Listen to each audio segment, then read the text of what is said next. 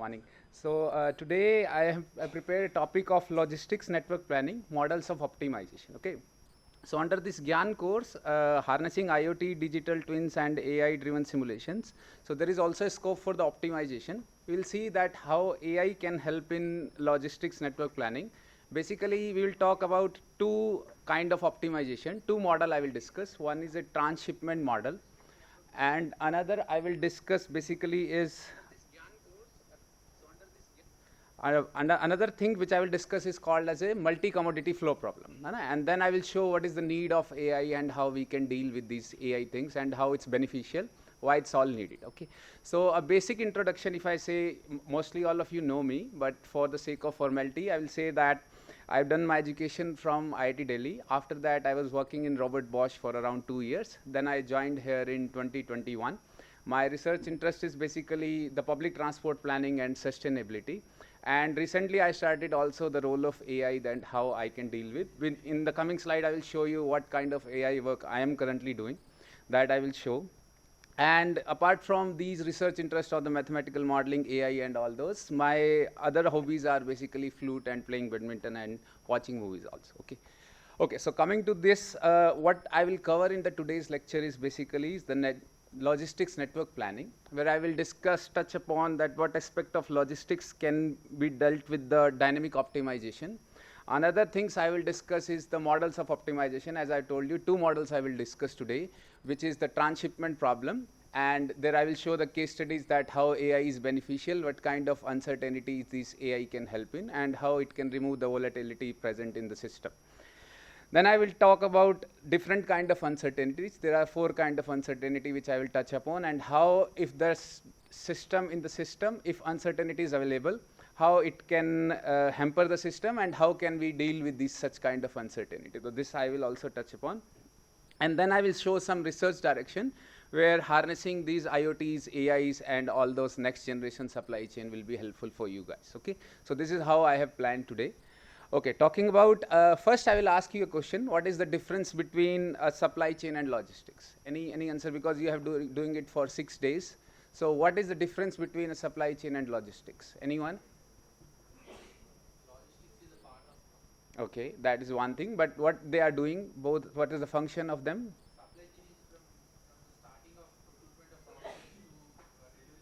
Yes.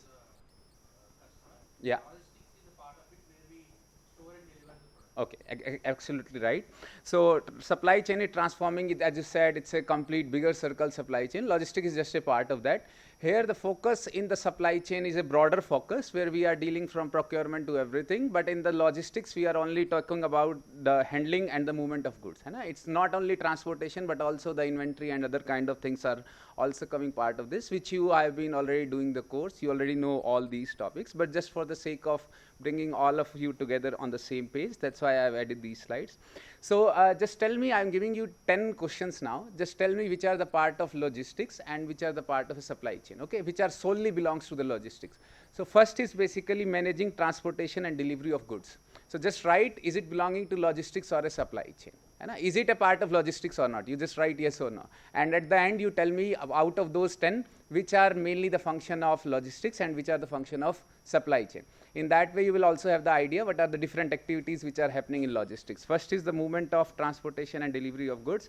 Second is the sourcing of raw material from the supplier. Third is basically warehousing and storage of finished products.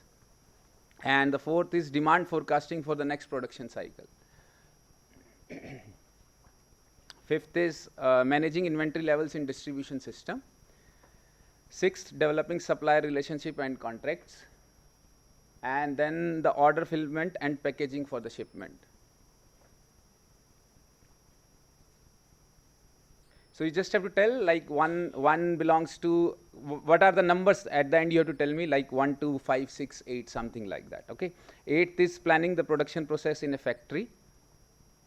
And then comes the tracking shipment in a real time using GPS.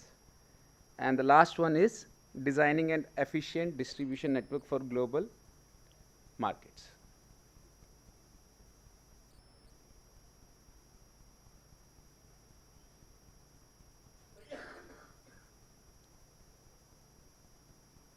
Okay, now which number belongs to solely to logistics? Yeah, I got it. Supply chain is a bigger circle, logistics is a smaller circle, subset of that. But out of those, these 10, which one do you think belongs to only logistics? 1, 3, 5, 8, 9. Yeah.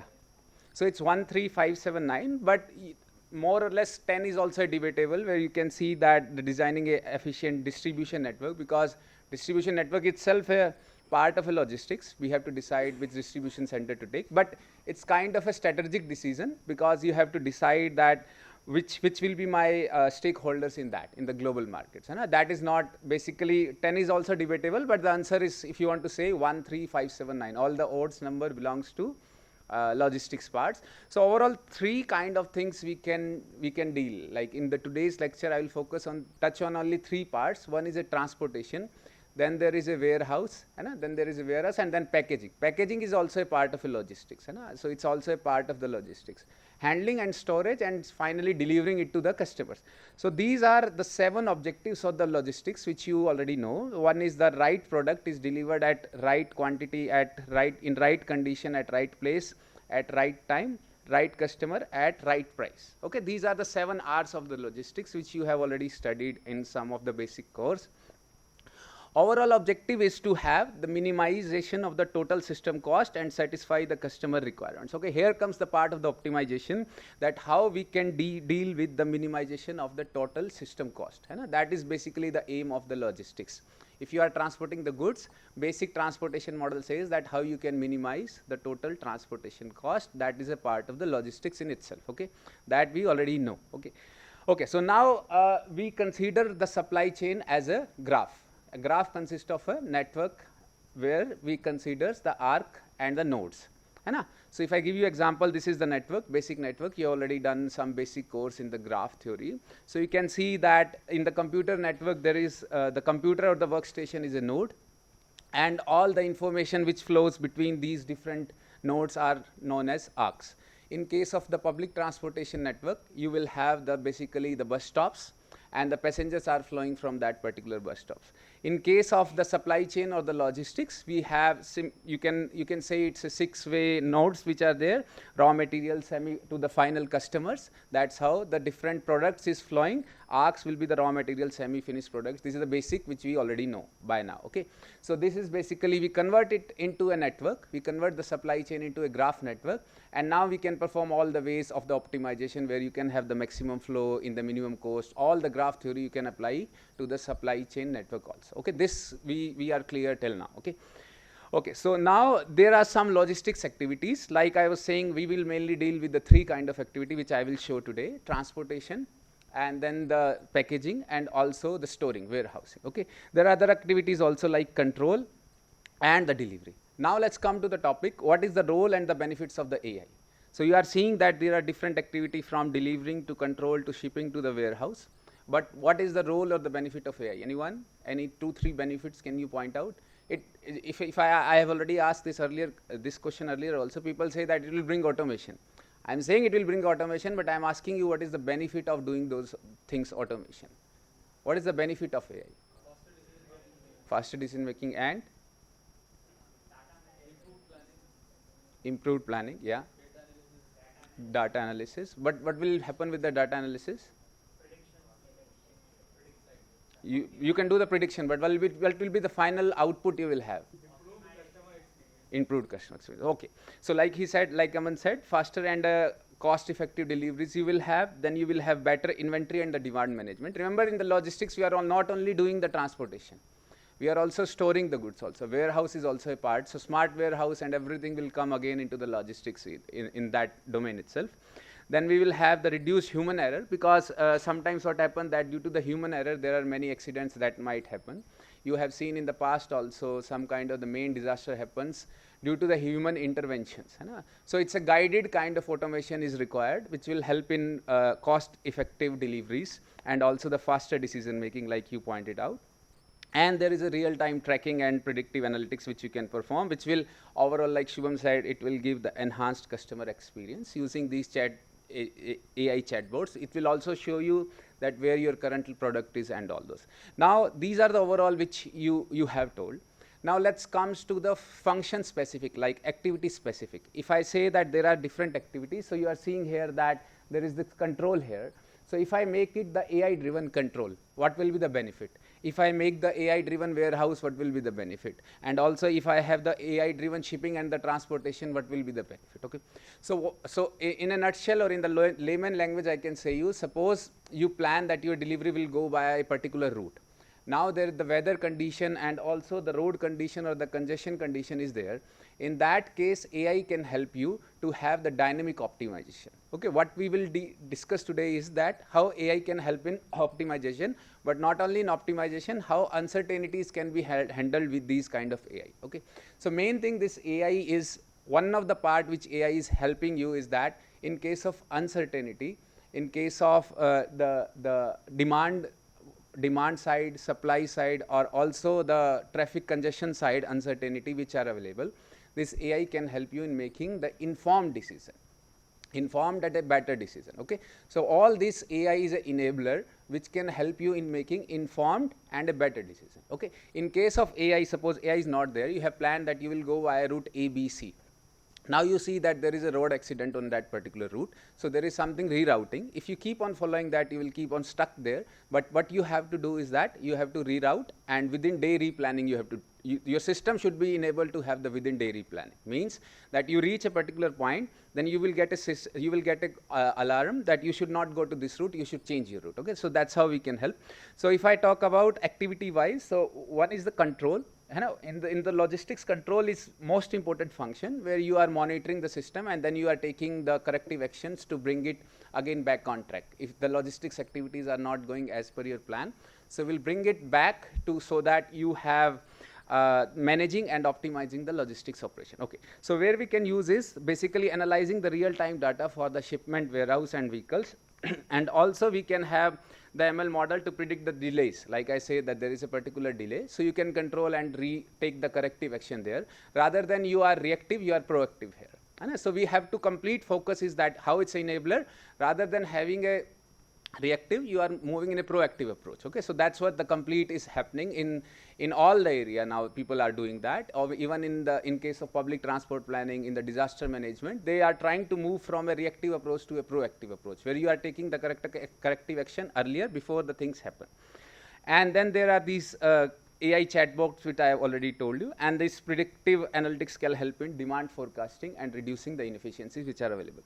So example is that this Amazon and FedEx are currently using the AI driven system to track and optimize the delivery. They are already implementing it. So you might have seen that, you will see that your order is delayed by one more day, your order is coming early. So all these notifications you are getting. So that's how the control is working. They know that this is my critical activity, so they put more resources on that. So that's how AI is enabling that. Then if I talk about the warehouse, in the warehouse, these inventory management can be done by a optimal stock levels. So inventory, there is a huge carrying cost involved in that. So if you have to reduce the logistics cost, so we have to tackle this carrying cost. So it's a main culprit which we have to tackle. Again, the computer vision can help in detecting the damaged goods which are there.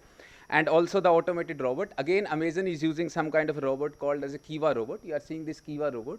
So for in their warehouse, they are using it for handling the products. So they are currently using it, and they have moved to this level. Similarly, Walmart is also using smart warehouse. Things are currently happening. The last one I will focus upon, which is the main part of this lecture, is for the shipping and transportation. So in case of the weather or the traffic patterns, it will guide you. The AI driven model will guide you that you reroute, you don't go to this route, change some other route.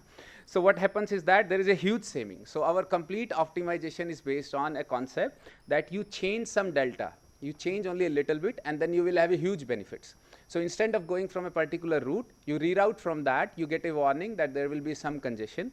So it's called as a congestion aware scheduling or congestion aware routing. Similarly, there is something known as a demand aware scheduling, okay, which I will touch upon in the next case studies, which I will show in the coming slides. Okay, so main thing is that these in case of these externalities, traffic externalities, we have to select the fastest and the most effective route. So that's how we are planning the AI-driven deliveries there. So there is this UPS Orion. It's not a UPS backup. This UPS is a United Parcel Services. They developed something Orion, which is currently saving a huge kind of benefits it's giving to the customers. This Orion is basically the on-road integrated optimization and navigation system. How it is helping is that it's giving the most efficient routes in a dynamic way. It's a kind of, it's solving a dynamic optimization problem rather than giving a static one. There are the limitation of using the static optimization model. Even in the transportation model, if it's completely static, there are the disadvantages which we have to tackle, and these kind of uncertainties we have to deal with. So this is an example where also these self-driving trucks and drones are currently being used, and they are being implemented now in India also. They are trying it in Bangalore for the food deliveries, and Zomato is also trying it. One case study I will also show that how this can help in faster services. So now they are saying within 10 minutes you will get the delivery. You are seeing everywhere in the LinkedIn that you are getting within 10 minutes you will get your food order, because customers wants now the faster and the reliable service. That is what the main goal of logistics is. Okay, so that's how we are dealing it. The logistics types is basically the inbound and outbound logistics, which you are currently aware of. There are other types of logistics also, the reverse logistics, third party, fourth party, and the last mile deliveries.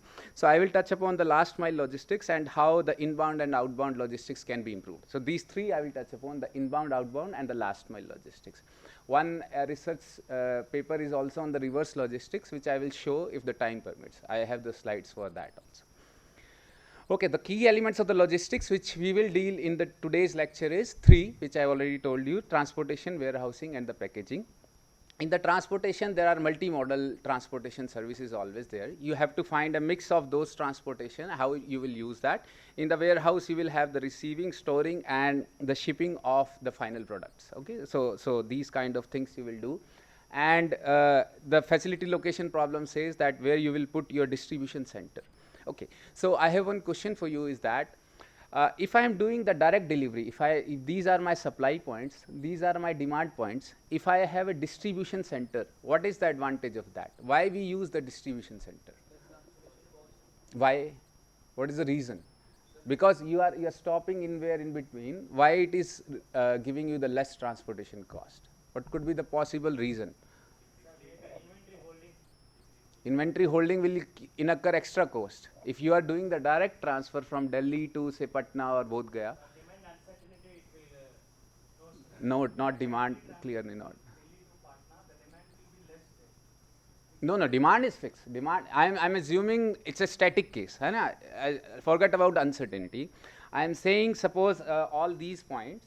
So if I say here, okay, let me try with writing it if it's possible.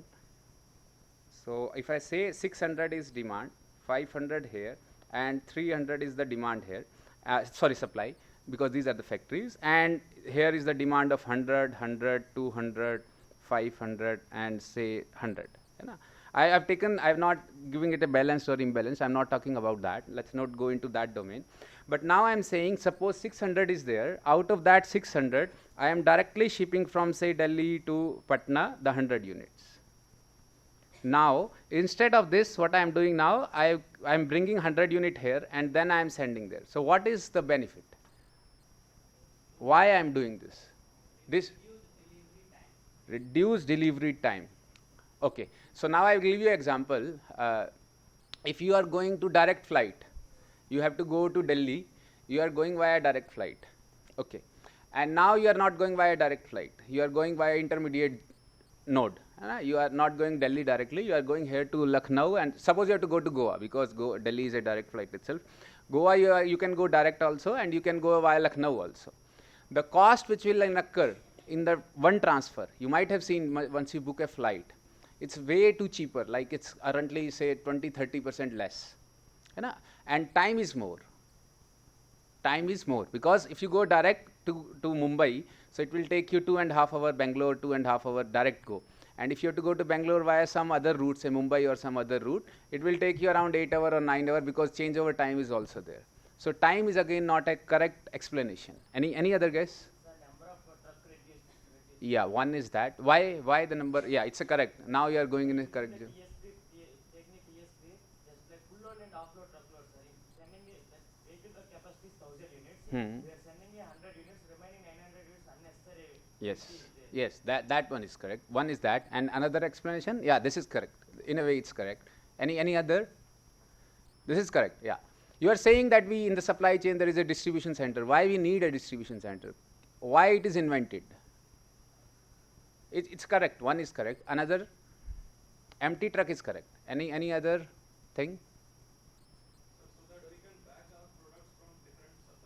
Yes, but what will happen with that batching? What will the benefit of that? That will reduce. That's what I am asking. But why it's reducing? My question from you is starting itself. There is a reduction in the transportation cost generally once we use a distribution center. Huh. Yeah. Any other? Number of round trip will be more. Yeah, it's a again an empty truck thing you are saying because you will be able to fleet. Another thing is a bulk discount. So if you are coming directly to here, so you will have 100. So if like Newton said, 100 unit you are transferring here. Instead of that, what you are doing, you are bringing all your product here. Now you will have a bulk kind of discount also. Na? Discount thing is also there. One is that effective utilization, like 100 unit and the storage or capacity of a truck is 200, but you are sending only 100 units. 100 units you are sending via Delhi to Patna, then 100 unit will go here. The truck are not effectively used. Hai na? So in the coming slide I will show you. This is called as a transshipment problem. Transshipment problem because there is an intermediate node. Earlier model is a transportation, basic transportation. I am assuming that every one of you know. Okay, so why we need a distribution center, I'll show you in the coming slides. Okay, so coming back to the key elements of logistics, another is a packaging, which we will not deal much. There is a scope of optimization here also, but what we will deal is only the transportation thing. And transportation and shipment in the today's 2-hour lecture, I will try to focus only that aspect, and that how uncertainty, AI, and all those things are helpful there. That is what I will touch upon. Okay.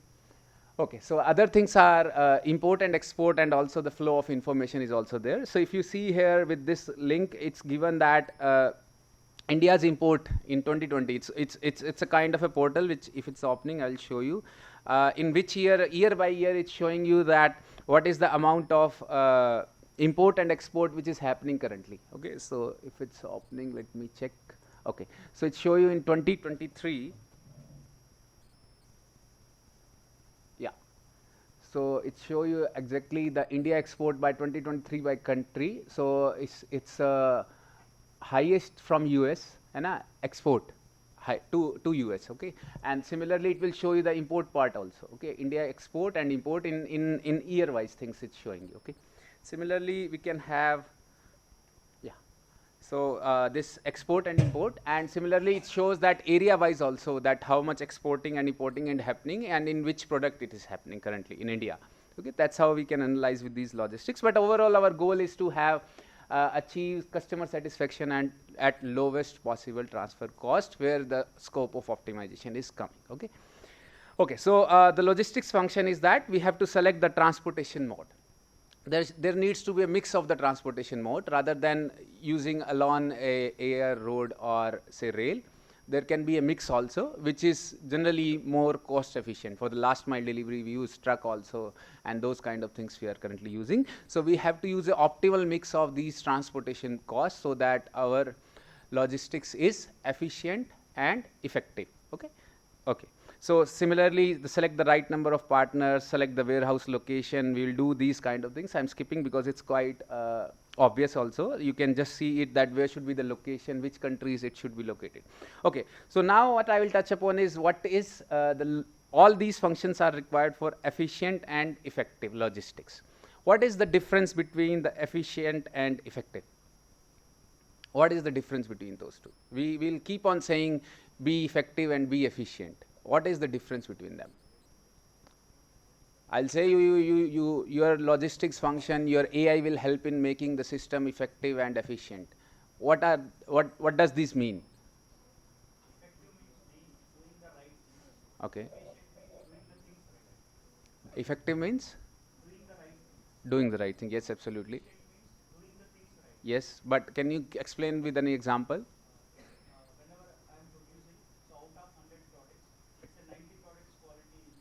Hmm. that as 90 by 100 is efficient. Okay. 90 by 100 will be called as efficiency or effectiveness? It's efficient. Okay. And effective? Okay, I will give you one example. Suppose I give you a material to make homemade AC. You have to make a AC. I will give you all those things, whatever the components which are required.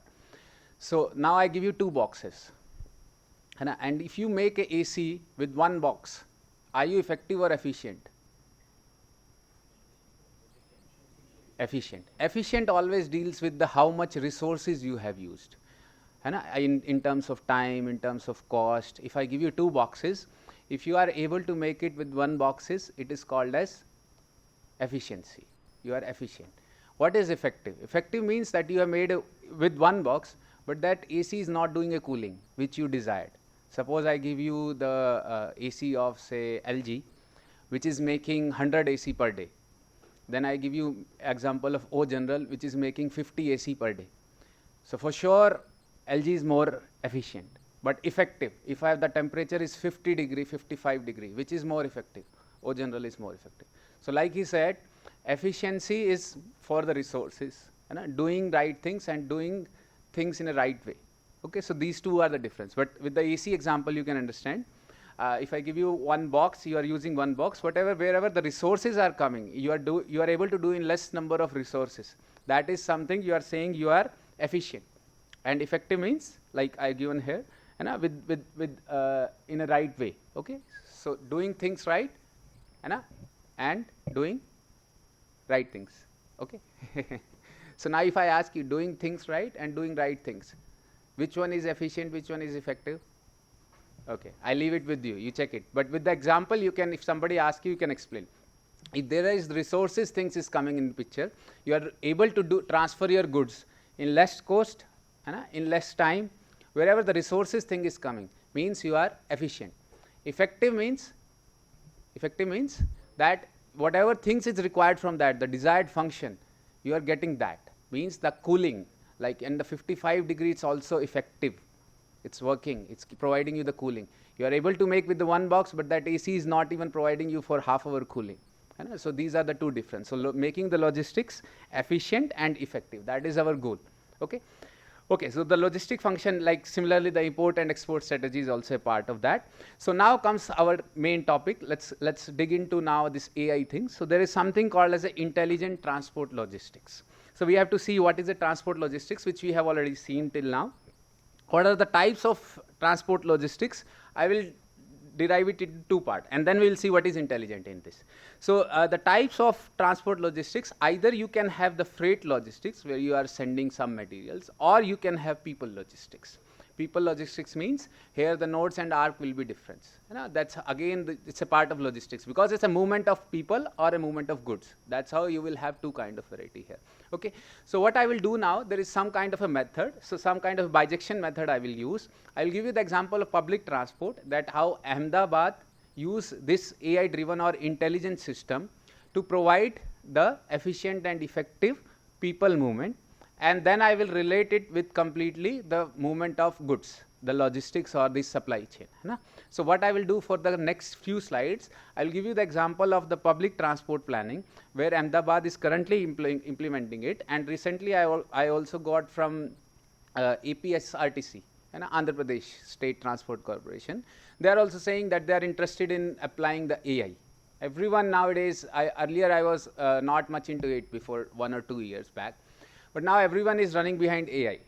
But the main thing is that you should have a clear problem and understanding which are the different aspects where you can apply the AI. With the Gen AI, you can generate all the report and everything.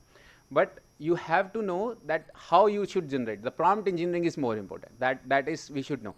So in the next few slides, I will show you that how Ahmedabad case study, with the Ahmedabad case studies, which is currently implemented in 2017 around, how they have made the smart system, what is the intelligent transport system look like, what are the different domain for that. Okay, so just pay some attention into that. So there are 2 kind of logistics which we will talk upon. One is known as a freight logistics, another is known as a people logistics. Okay, so they have the deals with the movement of goods, they deal with the movement of people. There are different nodes and arcs. The nodes here is basically the vendor's manufacturing center, all those 6 parts or 5, 6 parts which you want to see in the basic supply chain, in the business supply chains which you have seen. Similarly, the nodes here are the stations or the bus stops. Same relatable things are there.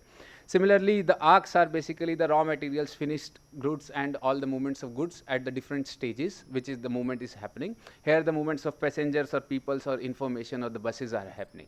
So it's completely the same way. People logistics or freight logistics, everything seems to be same currently.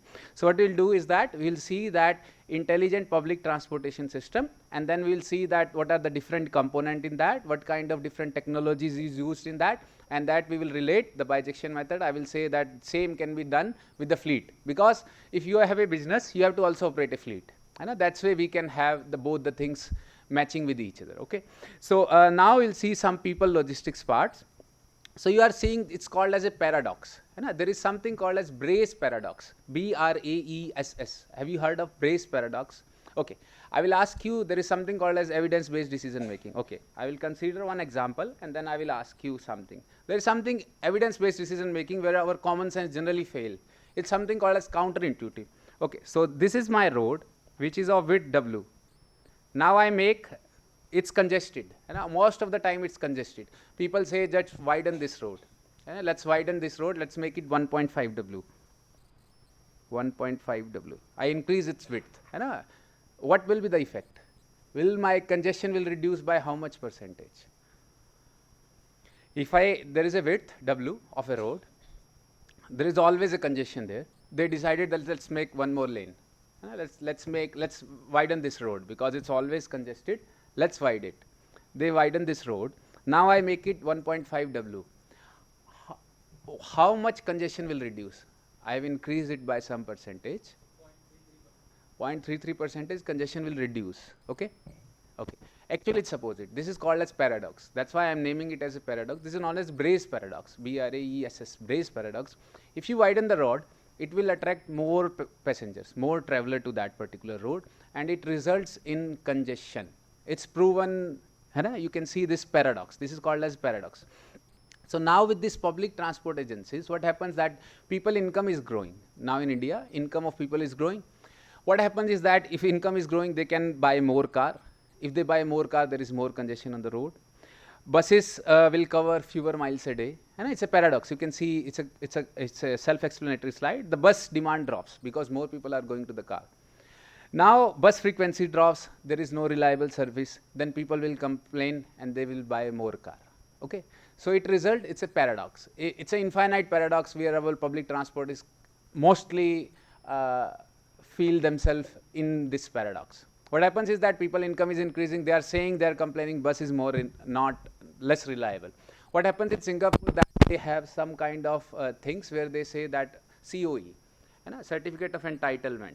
They will not give you the car. They have a particular limit. They have a 45,000 on the car, on the road.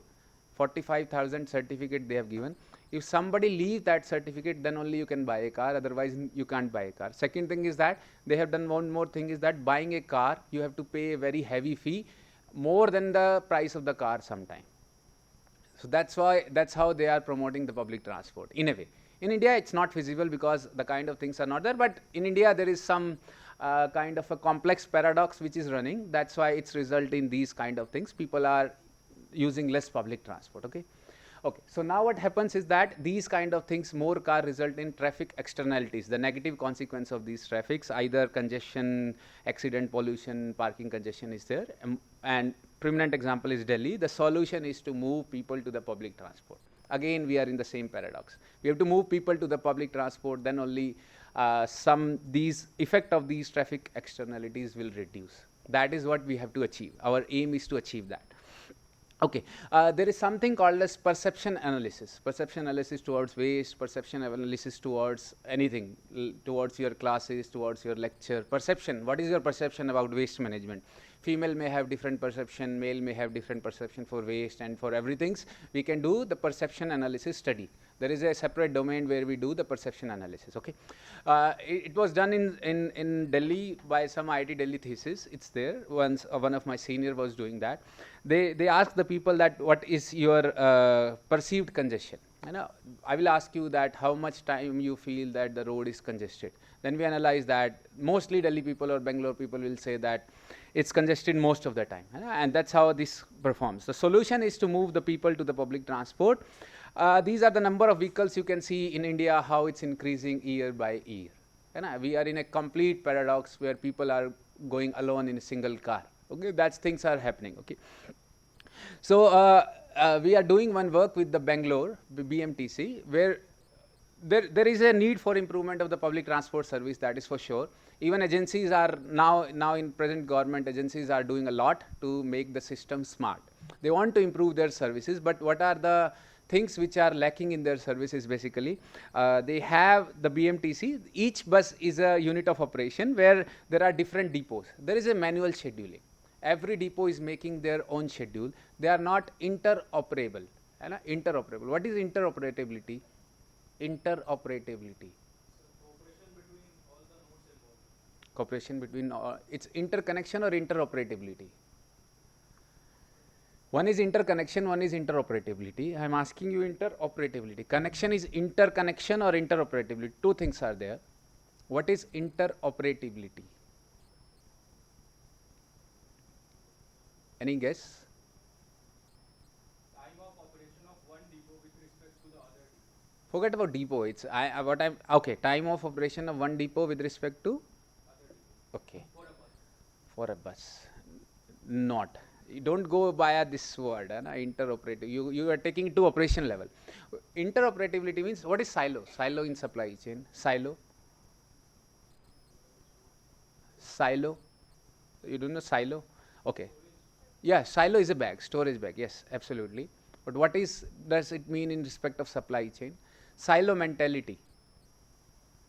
Silo mentality is that one department, suppose I say the mechanical engineering department, and then there is a electronic engineering department, electrical engineering department, there is a joint workshop.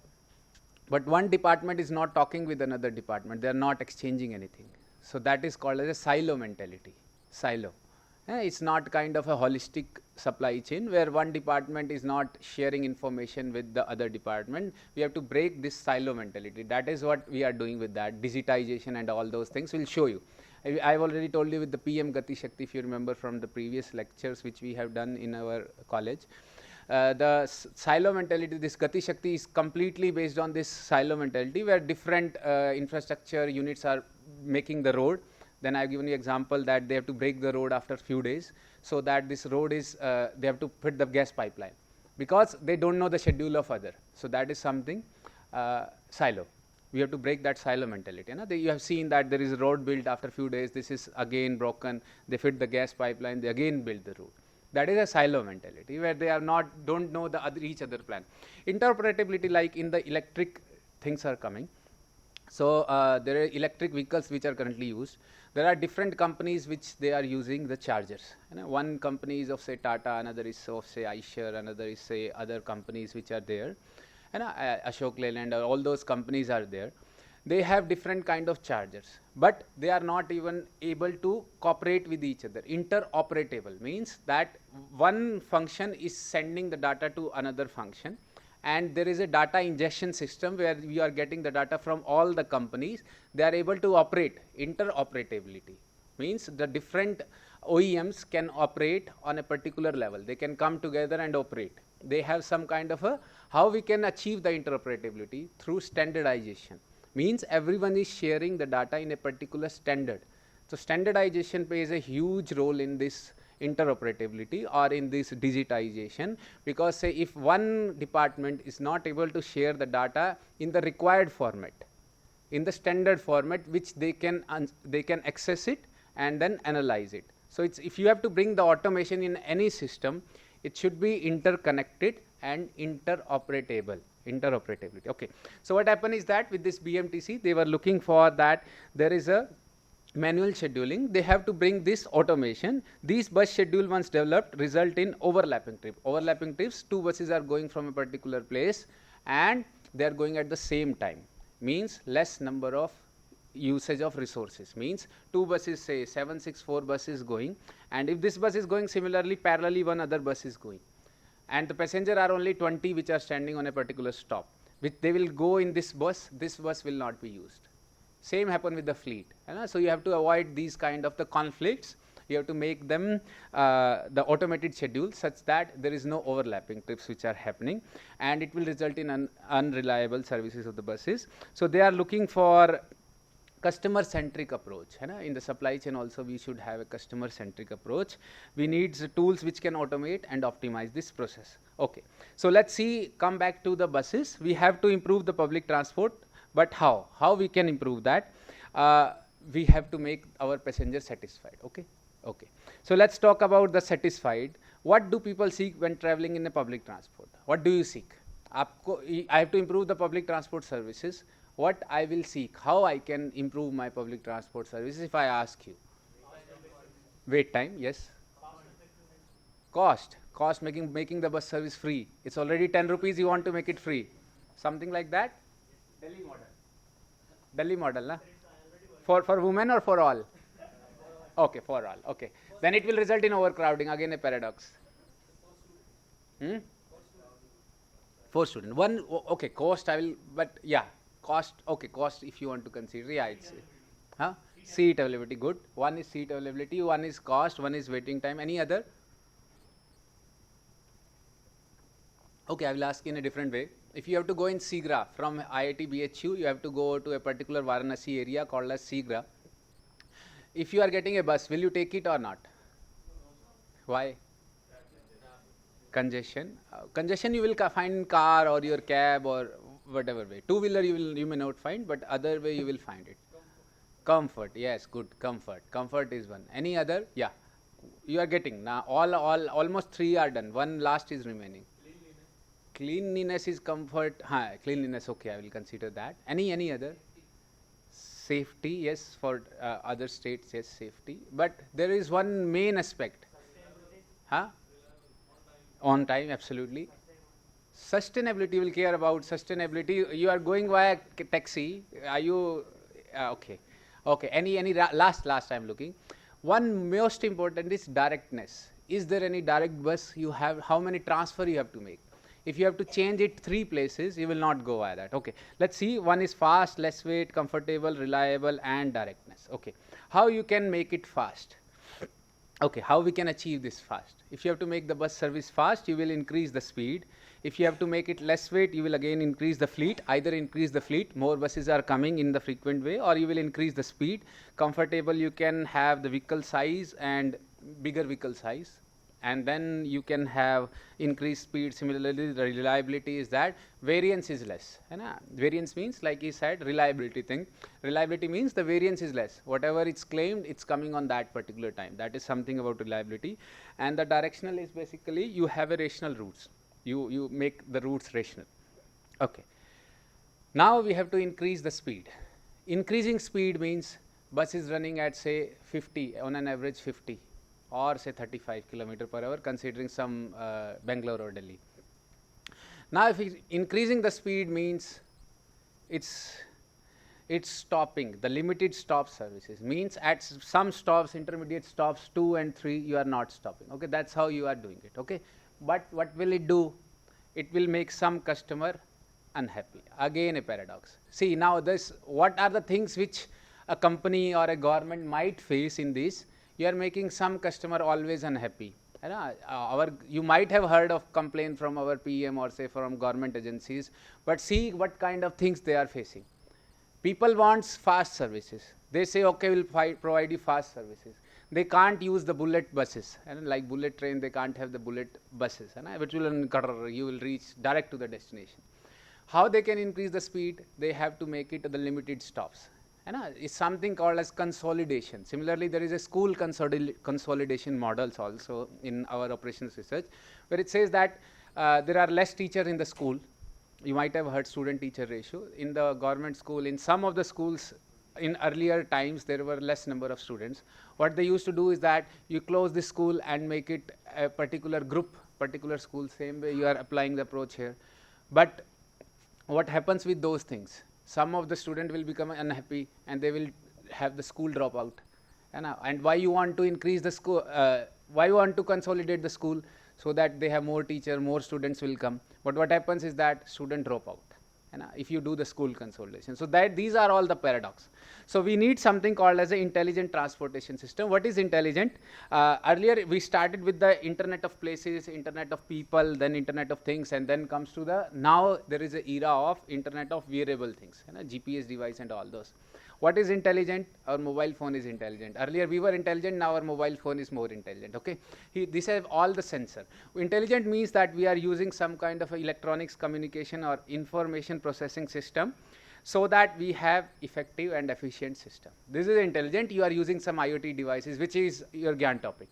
This harnessing IoT, digital twins, and AI driven simulation. Okay, this is what we are using.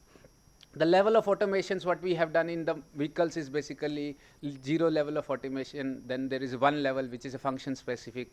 Then there is a combined function specific automations. Then there is a limited limited self-driving, and now we are moving Tesla full driving, self-driving automation, which is currently there.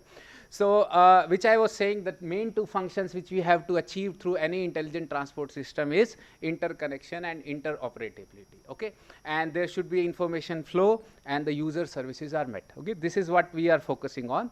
So the ITS infrastructure is the interconnection and interoperability, which he was also answering in some way. To work together with each other. Interoperability means that different departments are working, able to work in say harmony with each other. That is what our focus is currently. So that is what, through any intelligent transport system or making the supply chain using the next gen supply chain, is to have the digitization. Everything whatever we are doing is to have these 2 things, interoperability and interconnection. Different customers, or say different entities of a supply chains are interconnected and they are interoperable, means they are using the different kind of modes, but there is a information sharing between those modes also is happening. Okay, so these 2 things which we are focusing on. Same is happening with the public transport systems, where you have different kind of systems which are interoperable, must be interoperable.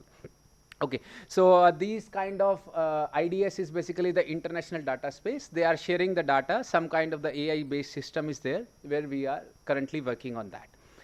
Okay, so let's see now the intelligent public transport system, which I was saying for Ahmedabad. I will show you the case studies. The technologies which are used include all these listed activities through automated fare collection, vehicle location, and all those different activities. But we are more interested in this supply chain part, is basically the GIS. What is GIS? Geographical Information System. What is GIS? Why we do the GIS? I'm not asking you the definition. What could be the result of using the GIS? Only finding any other things? There is some APIs which Google provide. And you have to build any simulation system, like your AI driven simulation system, or say any other kind of routing optimization, dynamic optimization. They use some kind of the Google APIs, either Places API, and then Route APIs, all those different kind of API they use. Okay, why we use this GIS? What will they give? If I ask you between A to B point, you have to find the optimal route. So what is the role of GIS there?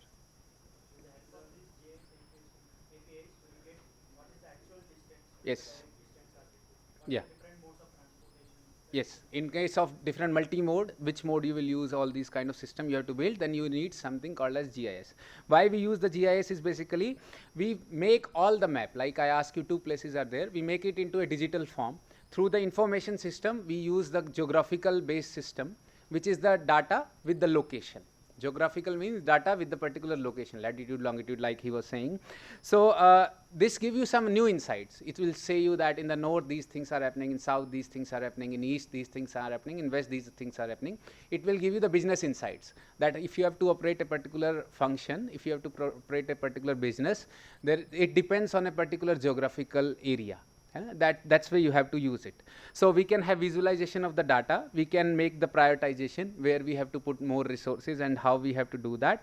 And generally, it's often counterintuitive. With this GIS, we can visualize things, everything, and then we can make the decision. Like in your descriptive analytics also, what you do is that you completely describe in a pictorial way, like you're making Power BI, your dashboard.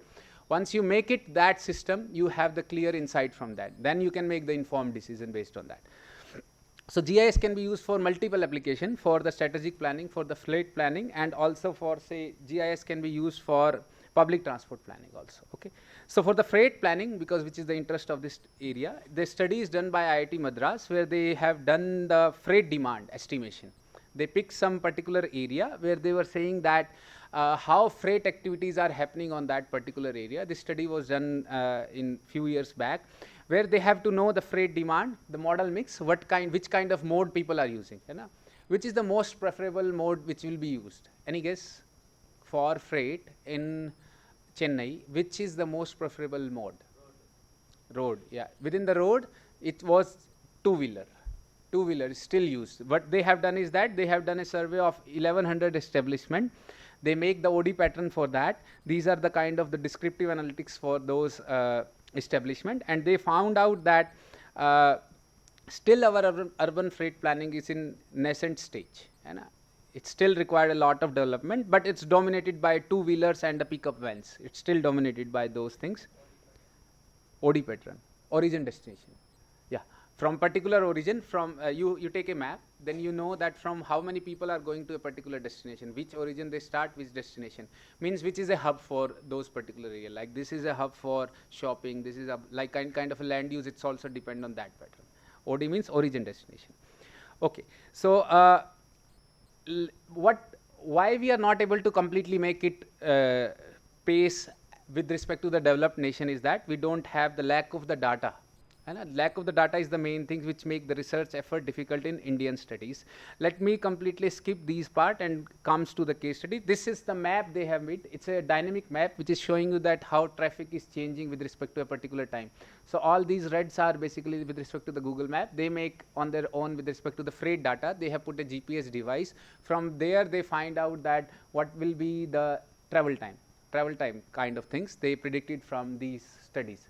Okay, so let me skip this and completely jump to the case study, which is basically these kind of technologies can be used. The case study is for Ahmedabad.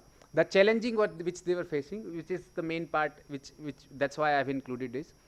They have the poor route planning. In 2017, they start with this Ahmedabad things. Within that, they have a poor route planning. Excessive waiting time was also there. And then there is operational cost. So what they would do is that they want to make this public transport system more attractive. You know, that was their goal where they started. They find out all those problems were there, which I have listed. The bus bunching. Bus bunching means it's a kind of a overlapping is a subset of bus bunching. Two buses are coming at the same time, which is a bus bunching in itself. So what they have done is that they were looking for a cashless, means that like you said, it should be convenience is more comfortable.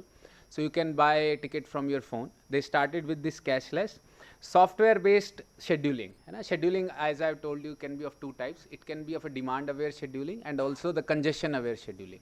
On a particular route, based on a particular demand, then you should send it. Rather than using it in a static way, you should have a demand-aware scheduling. Okay, and their main thing was to reduce the expenses and reduce the travel time. Okay, so they have applied all those 5 kind of things. First is they have used this automated fare collection services. From your smartphone, you can buy the ticket. They have partnered with smart city development. They have partnered with this Japanese company, Japanese multinational IT services provider. Currently, we are also doing one work with Delhi, where JICA, Japan International Corporation Agency, is providing, and they are saying that make the system more effective, the public transport system. Same way, they have implemented the smartphone driven. Even in Delhi, you can buy your ticket from WhatsApp and all those things, scan code, QR scan is there, and also you can use your metro card and all those things are there. In Delhi, they are currently implemented. One is this automated fare collection services. Second is this automated vehicle services, where they will get the GPS location and they will have estimate the time of arrival, which is the main thing, the prediction part which is there. Okay, they can have these kind of things also. Then they apply this passenger information system, where you will know that how the buses, at what time buses will come, which you say the reliability, that you should know that where my current bus is and how much time the bus will reach at a particular point, and I can plan my route and waiting time as per that. Now where is my train, everyone is looking, and then you are planning your journey. And it's updating also. If it says that it will take 1 hour, sometime it's take half hour also. You can't completely rely on those part also. You have to take these things also. Then this vehicle planning, scheduling, and dispatch system is there, which will give me the dynamic scheduling, rather than the bus routes and schedules optimized there. And then there is a depot management system. With applying all those automation and all those technology-driven solutions, they also applied CCTV in the buses also, for not only for the safety, but also for getting the crowdness in the bus. Is there overcrowding? How things will happen? Passenger count, demand estimation, all those things they apply. And they do this depot management system also to use their vehicle effectively. That's how they plan. The solutions is using these IoT technologies. With these IoT technologies, they were able to get the data. Within every 3 hours, they will automatically make the data set there. Within every 3 hours, they were collecting the data, sending to the main database management system there, and they were analyzing it. They found with this, the impact of this is reduced queues and the waiting time. Within 1 year, they have all these results after the service contracts. The GIS map is also there. They can predict what. So if I say you that, if I give you this particular, what I can give you one aspect which currently I got the work for that. They say that, okay, so you have this road given to you. On this road, you should tell me the travel demand. What will be my this demand on this particular road? Say on Monday, 8 a.m. One is this aspect. You have to predict the demand, and also you have to give me what will be my run time. Okay, you have to predict that. So if I give these two things, they can plan their scheduling and they can use their resource effectively. Same thing is happening with this fleet. You have, suppose you are operating 100 trucks with you. You have to predict somehow the travel demand. What will be my demand, not in terms of that way, but what will be the demand of the product which will come in near future, and also the runtime. Runtime classification is the main things which currently AP, Andhra Pradesh SRTC is looking with us. They have given us the 2 years, they will give us the 2 years data, and they are looking that how we can find a model which will predict the travel demand and also the runtime, okay, on a particular section of the road. And they have the live dashboard also. They are giving the passenger count also. With those information, you have to do those things. So all this will be result in an informed decision making, which we are handling. So the lesson learned is that with the real-time data, you can improve your services, and the top management top management willingness is required, and the operations and maintenance can be done in the proactive way. Okay, so let us come back to the topic. Maybe what we will do now is that we will take one break, and then what I will do is that now I will, in the next 1 hour, I will completely move to the optimization part. So in this 1 hour, I want to show you something, what is a intelligent transport systems look like, what are the different components. It's something you have seen that we have to get the real-time data through the sensors and through how we can use that. That was the main part which I would want to give you with the Ahmedabad, and I hope you have some understanding of that. And now once we move to the next part, which is for the transshipment problem and multi-commodity flow problem, there we will do some basic modeling, and I assume that you have some understanding of the transportation problem. Anyone who don't know what is a transportation problem look like, constraint, decision variable model? Anyone in the room who don't know it? Okay, I am assuming you already have the basic, but I will give one slide only so that you have a quick recap of that. So we will meet again in 10 minutes. Okay, thank you.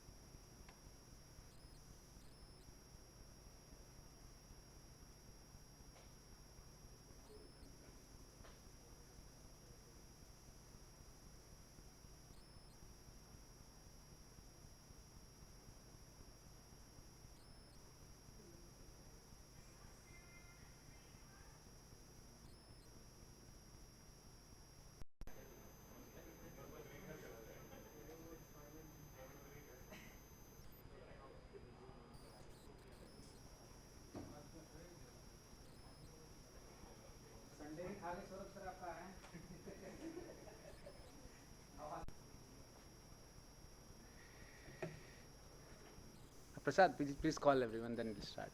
2-3 people are outside.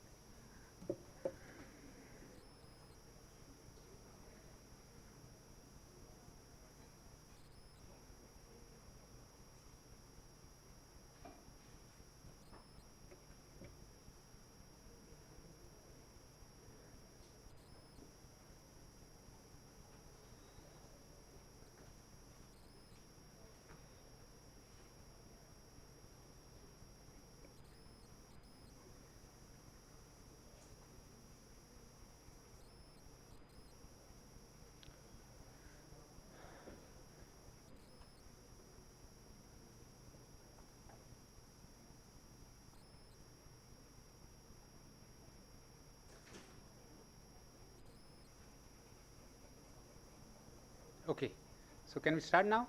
Okay, okay.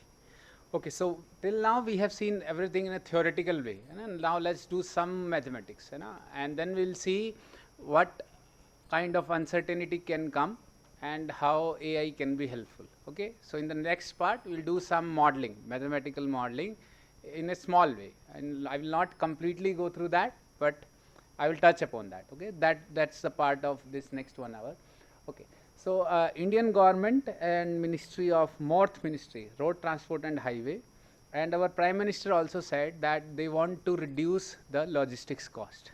Okay, they are saying that currently for developed countries it's around 7 to 8% of the GDP, but for Indian countries it's around 13 to 14%, and they have to reduce it, the logistics cost. Okay, now my question to you is that what are the components of a logistics cost and how we can reduce it? What are the different component of a logistics cost? Transportation cost, storage cost, and purchase and packaging and everything cost is there. Okay, not purchase. Okay, so if I have to calculate for complete India, how I will do that? They are saying that we will reduce it to say 7 to 8%. How they can achieve it? What are the different ways in which they can reduce the logistics cost for India? Suppose you are in the somehow employee in the Ministry of Road Transport and Highway. Your minister said you that we have to make it. He claimed it. He gave his interview that we have to reduce the logistics cost by 3%, and we have to reduce by 3%. Okay, as now you are an employee of that ministry. What will you do? Standardize the cost. You will straight away standardize the cost. You will not make any framework that this is how I will go. But what will be the step you will follow? Standardize is just a small part. Which cost you will standardize? Standardize means that you will standardize that if I am taking one truck, so it will be same cost for all kind of things, or how you will go with that? Different materials you will use the same cost. What is the meaning of standardization? Of infra, there is a more time consuming to shipment of the material. Mm. Provide the most best infrastructure to Yes. transport more Yeah. vehicles. That is the one way to. That is what currently ministry is doing. They are making a lot of highway. You might have seen they are making a lot of highway. So their aim is to have this. Second, yes. What they are doing is that they want to shift it from completely to the road. They are not completely. They don't want to rely only on the road. What they are doing is that interoperability. They are making the different modes you can use, and then you can have the last mile, first mile connectivity effective. That is there also, and multi-modal corridors they are making with this PM Gati Shakti, which you might know. They have put 100 of crores just to make it the multi-modal infrastructure. So it's interoperable and interconnected. Same way they are focusing. Intelligent transport system they are trying to make. In the logistics cost, all the costs which you currently said, the transportation to warehousing to inventory, those kind of things are involved. The transportation cost is that, like I told you now itself, they shift to rail, waterways, and electric trucks also. Other modes they want to shift. And mostly in the logistics cost, around 50 to 60% roughly you can say is for the transportation cost. Rest is for the warehouse and other costs which are there. So the warehousing cost is that you can have investment in the smart and AI driven warehouses, and similarly in the inventory carrying cost you can have the demand forecasting model, which will save your carrying costs there also. this is just a sample data for the different sector. The logistics cost can be different. Say for the manufacturing, it's to around to 10 to 15% of the sales. It's just for the representation I've given. Then for the retail sector, it's around 5 to 8%. Similarly, for the e-commerce, it's a bit higher, will be, because they highly reliable on these logistics services. Okay, how can we bring it down is that like in the transportation, you can have the rail and the water transport system, improve the infrastructure like he said. And then the main aspect which we are dealing with is that the part of the role is that digitization and AI in the logistics. So the distribution models, this already I have touched upon previously, not in this lecture, but some of you know. I will not go through all of them. These are the single commodity transportation problem. Then there is a multi-stage transportation problem, knapsack problem, point-to-point transportation, bin packaging. Vehicle routing problem is the main crux where you have all the distribution-based model. But this is a transportation model basic where our aim is to minimize the transportation cost between the different demand and the supply point. Okay. And for the example, those who don't know the transportation, this is a matrix where this is called as a balanced transportation problem where the demand and supply is completely balanced, 450 and 450. Now your decision variable is that how much quantity I should send from 1 to A, 1 to B, 1 to C, all those kind of things you know. And this is your decision variable. Your overall objective is to minimize the cost, and the parameters, the cost parameter is already given to you. You have a basic model where it's a balanced transportation problem, you can put equal to. So whatever the quantity is supplied from a particular supply point 1 is the equal to the maximum capacity it can supply, because in this the cost and demand and supply is equal. So that's why I'm putting the equal to sign here. So this will be my complete model, the mathematical transportation problem. Now let's see the transshipment problem, which I told you we'll discuss in bit detail. Transshipment problem is basically the extension of a transportation model where you have the intermediate nodes like the distribution center I told you. So there is a why it's needed, because I already told you that it can have the consolidated shipment. As I discussed earlier also, we need the distribution center. What is the benefit of a distribution center is we can have the consolidated shipment. Instead of sending the empty truck, you can have these kind of things. You can have a optimized route planning where the centralized distribution system enable better route optimization and may results in a mode which results in less transportation cost. You can send it via waterways also if you have a bulk order rather than sending a truck each time via road. And then you can have the shorter last mile delivery also with this distribution center, because you have put intermediate node in between them. And then you can have the reduced empty trucks, and the mode shifting efficiency is improved. Okay.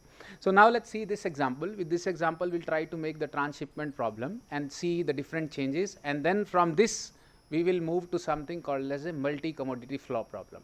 From this problem itself, multi-commodity flow problem. What is multi-commodity flow problem? How we can formulate it, and how different uncertainty can be tackled.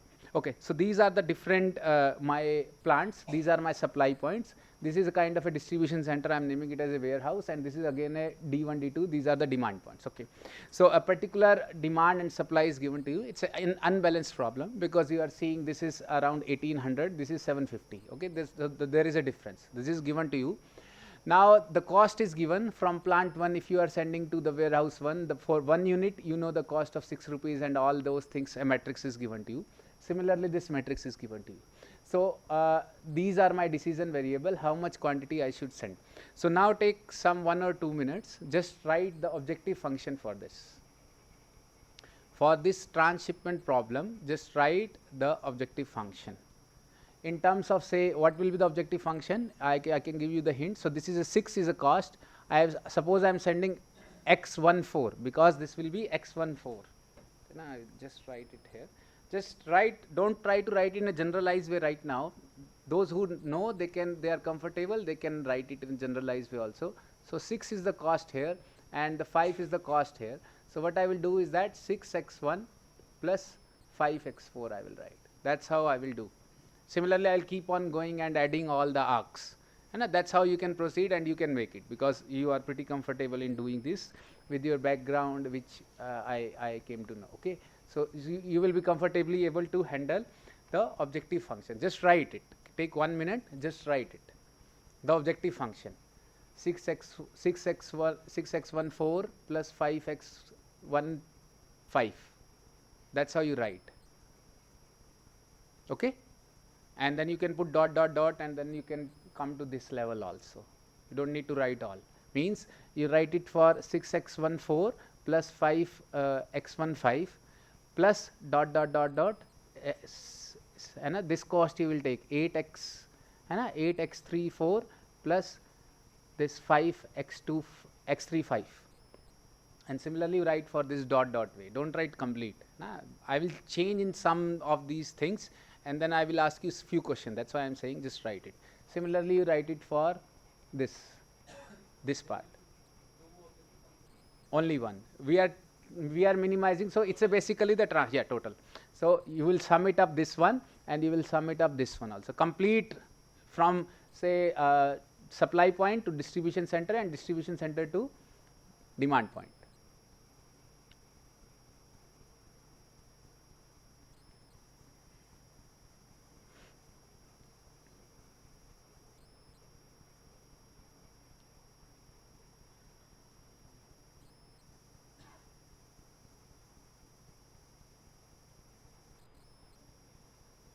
Total 12 decision variable will be there, na? So it's, you can find from this also. So 1, 2, 3, 4, 5, you can see, na, combination 15 to 15. 1, 2, 3, 4, 5, 6, 7, 8, 9, 10, 11, 12 I am seeing. It's basically 3 into 2 into 3, 12. How it's 15? 2 into 3 into 12. See, these are 3 points here. These are 2 points. These are 3 points. So 3 into 3 into 2, 18. Na? How many will be there? 3. 12 will come. 12 will come. Yeah. 6 here, 6 here. You break it. That's how. Okay. Everyone able to write? Okay. Then you have the constraint where, what will be the constraint here? Just try to write it. Say for supply point 1, you just write the constraint. For supply point 1, what will be the constraint? There is a supply constraint. No. Greater than 0 is it's okay. But what I am saying is that the total supply it can give is 600. So whatever is going from here, say x14 and yeah x2, yeah, y less than maximum is 600. Okay, got it. And okay, you are in a way right. Maximum capacity is 600. It can do 600. But now write for this one D1. You are saying it right. So what will be the constraint here? For others I am writing, those who are not able to get it. Okay, so see now. So my constraint will be x14 plus x15 must be less than equals to 600. Okay, good. Now write for this point.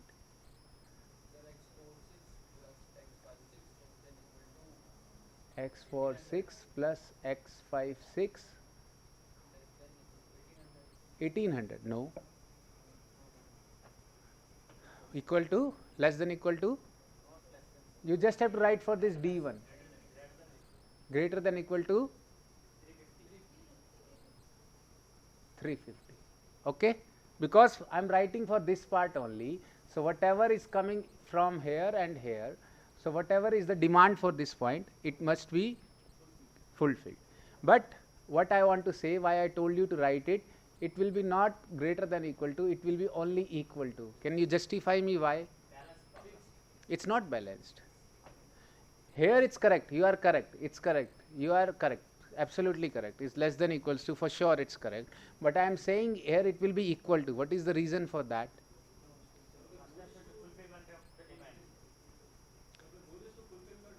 No, but generally we keep it here like this. If you remember from your past time, you keep it greater than. Why I am saying there is no.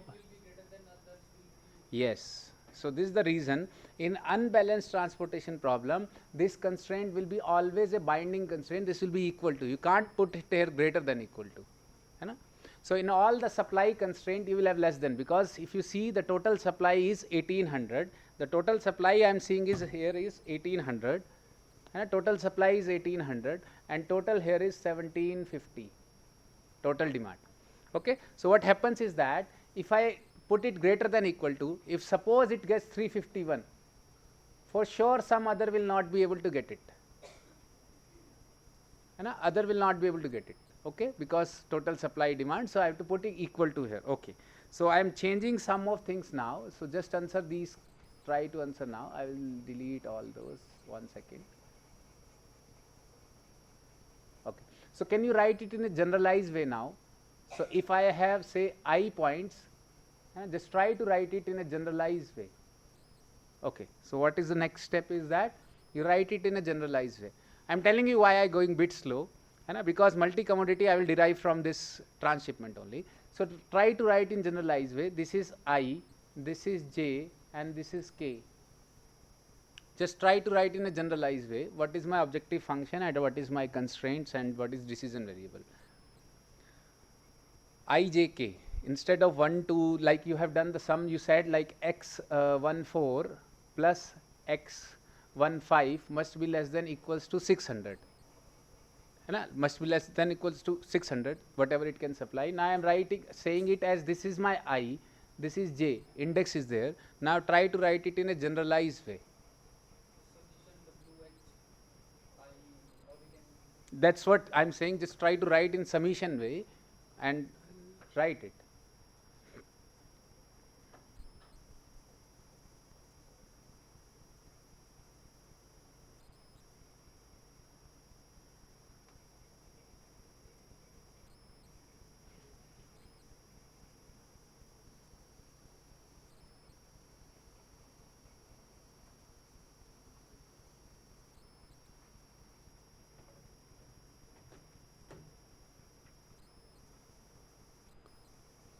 So this represent the set I belongs to 1, 2, 3 to capital I.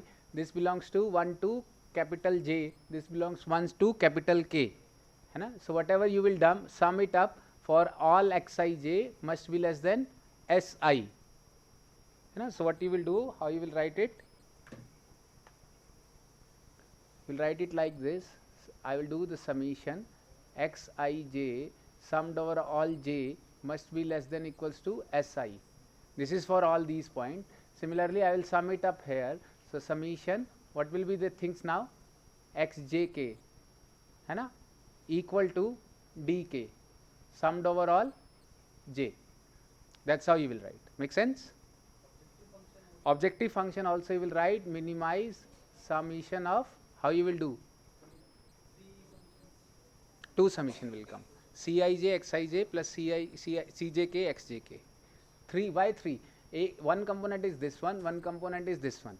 So you will say Cij xij summation for this, means you will sum it up all these, and this will be Cjk xjk. You will sum them. Can we write Cij something like Cp and P value will be 1 and 2? P value will be, you are making it as a tuple, like that way. You are taking a P as a pair. You can write it. That way you can also write it. You can say it as a edge also. Ij is a edge. Okay. So that's how we can write in a generalized way, which is you can see in the standard textbook thing. This is not, I want to completely go in the deep in that way. Okay. So now what are the things here is that if I change in demand to 400, what will happen? You will have everywhere equality. And equal will come because it's a balanced transshipment problem. Then you have something called as a change in demand to 600. So sign will change. There greater will come and in the supply side equal to will come. Okay. Original problem, if there is a direct shipment from 3 to 6, if there is a direct connection, if a thing is going from 3 to 6 directly, so where things will change? What I am saying is that you have a direct arrow now, which is going from say this point 3 directly to 6. See there is some cost also, and I am writing it as a 6. Suppose 6 is there. How things will change? Where you will have changes? Decision variable will change. Okay. Only single objective. Decision variable I can keep one more decision variable I will add x3 6. This is how I will add it. That is the minor change. Any other things? Which side it will change? For this side it will change one way, this constraint will change, and also this constraint will also change, and objective function will also change. Make sense? Okay. Now let's see shipment possible from plant 1 to 2. This is where the transshipment will come now. Multi-commodity flow problem. What it says is that there is a possibility that it can go from here. Just write this part. I have taken this transshipment problem just to take this thing. Just make the changes here. What I am saying is that there is a possibility of x12. Means you are third party things. You are taking from somewhere else. You have to make the table and chair. Some you are producing, say 500 you are producing, and some you are taking from outside also. How you will do it? What are the changes that you will have? Just try to write it.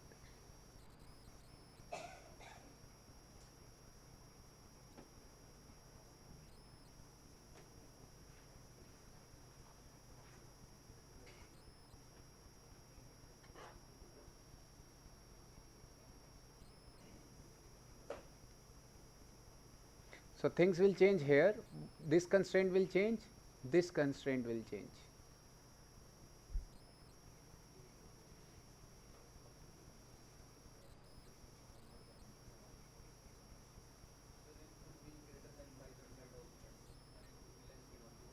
But how you will change it? You will put plus, minus. What you will do with this? See, this is x24. This is x25. Okay. Adding all of them or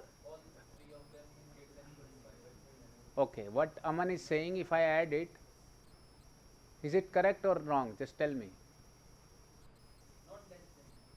Greater than.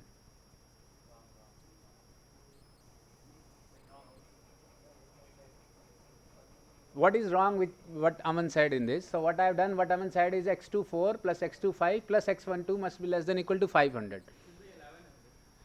1100. No, I didn't say it's sending everything here. I never said. X12 is a decision variable where x12 you have to decide. 20 unit 2 you are taking from 1, 30 unit, it's a decision variable x12. And a quantity is possible that it can give it. How things will change? This is not correct. Minus 1 2, absolutely. Yes, yes, yes. So absolutely. Not greater than, less than, it will remain less than. So this will be minus. Minus. Yeah. It will be minus, or it will be at plus side because it's getting some things. 500 plus x12 because supply increased. X12 you got from somewhere, third party. You get it from somewhere, so it will be 500 plus x12. Once it come to the left hand side, you will have that. So how I can write is that all those L out, all those which are getting out minus all those L in, whatever is getting out minus whatever is coming in must be less than equals to 500. In rough way I am writing. This is not a correct way, but I have to do the sum of, this is x, not L. But in rough way, in the layman language I am saying you, but what you have to done, this you have to run it, if I write in a summation way, these are all the L out, these are all the L in, arcs which are in, arcs which are outside, okay. That I can write the 500. Got it? Make sense? Okay, this is the one way. Okay, in the same way, if I pick one demand points, whatever is going outside, suppose in a way it's saying there is going this also, there is going this outside. In the same way it can happen this side also, arrow can go this side also. So whatever is going outside and whatever is coming inside, so what will be the thing here? Huh? See, in the first point you have clearly told me, in the first one you have told me that whatever is going out, whatever is coming in must be less than equals to 500. And this is correct, absolutely correct. Whatever is going out, whatever is coming in, that will be less. Now I am saying some part it received, but it gave it to someone else. Means it received some extra and it gave it to some else. So how I will write it? It will be opposite, L in minus L out. You are getting what I am saying? See here what I have done, L out minus L in. Why I have done this? Because this is a supply point, it received from somebody else. So the supply side increases. But what happens here is that it received, but it gave it to someone else. It need more than. So that's why here this side will be L in minus L out. Okay? Is it clear this thing? What I have done in this way, I have done L out minus L in. In this way, I have done L in minus L out. So if I write it in opposite way for a demand point, if I want to write it in this way only, the earlier one only, so what I have to do is I will write it like L out minus L in must be less than minus dj. I can write this way, dk, whatever you want to take, dk. minus, it will be opposite, है ना? Got it? And what happens is these intermediate points, L out minus L in is equals to whatever comes in goes out, equal to 0. Getting it? Okay. So now our formulation for the multi-commodity flow problem, I will tell you. There can be capacitated route also, which I am skipping, which is not required, quite obvious. Okay. So this demo I will show in some time. So this is called as a multi-stage transportation problem. So this you can solve it via, just one second, I will show you here. I have a code ready for this one. So this is a, I used pulp here. Okay, so I use the pulp here. So you make a model which is a empty model now. This is completely empty holder, placeholder. Then I defined all those constraints. So here see, I put less than equals to, and for the transshipment node I put it 0, and for the demand node I put equal to. You see here all those things I defined, and this will give me, once I solve the model, this will give me the optimal results. That what are the units that I need to set. Basic way you can put it. So here you put less than equals to, and here you put equals to. So you will have this as a optimal result. Okay. Coming back to this is called as a transshipment, or you can also name it as a multi-stage transportation problem, where you have many stages. At each stage you have to take a decision, represent a decision point, and then you decide the overall goal is to optimize the total cost, or minimize the travel cost, or maximize the profit. It can be anything. The stages here can be the production or supply points. In a supply chain there are many holders which are there. So these are represented the stages. So like point 1, point 2, point 3. So whatever taken the example, so at a particular stage, so this is my production stage, then this is my warehouse where I have taken 2, and this is again a stage. So that's how these represent a stage. And there are multiple nodes on a particular stage. Okay, on a particular stage there are these points are there. These nodes represent the multiple nodes, and then you have to take the decision. Like we have done x14, x15, we have decided in that way. Okay, and the supply and demand we have to calculate. Okay, the supply at the source node, demand at the destination node, these are all the constraints we are maintaining. The cost and all those things, the decision variable, and you can quickly see that now I am taking the stage, I am naming it as a k, like ijk, which we have written. So this will be my objective function, and constraint will be the supply constraint. In the general way you can write it like this. In the demand constraint you can like we have written for a basic problem, and total at the flow conservation you can write for a particular distribution center. The solution algorithm you can use either a simplex, like we have used the pulp.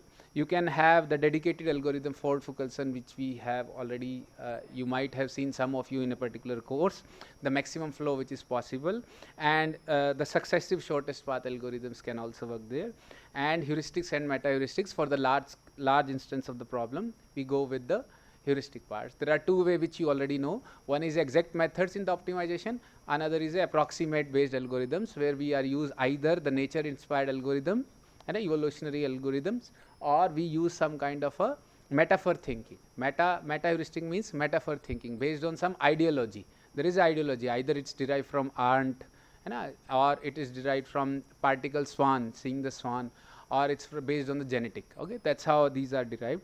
Okay, now this is where we have to come. That's why we have done this. This is called as a multi-commodity flow problem. Assume Amazon is sending different kind of product. It is sending laptops also, books also, smartphones, multiple product it is sending through a logistics network. Suppose there are warehouses in Delhi, Mumbai and Bangalore. These are the warehouses, which is my supply points. Then there are the customer location, which are the endpoints. In this case, I am only considering a part of the logistics network.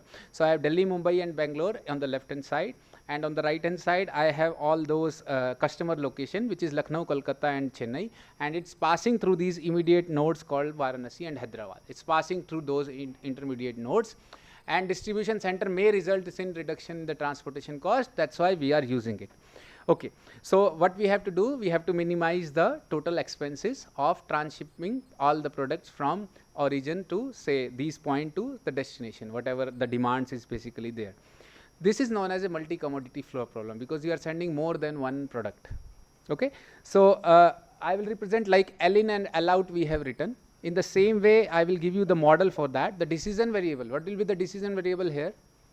from transshipment problem. It's a transshipment problem itself, but with multiple products. So how things will change? What will be my decision variable now?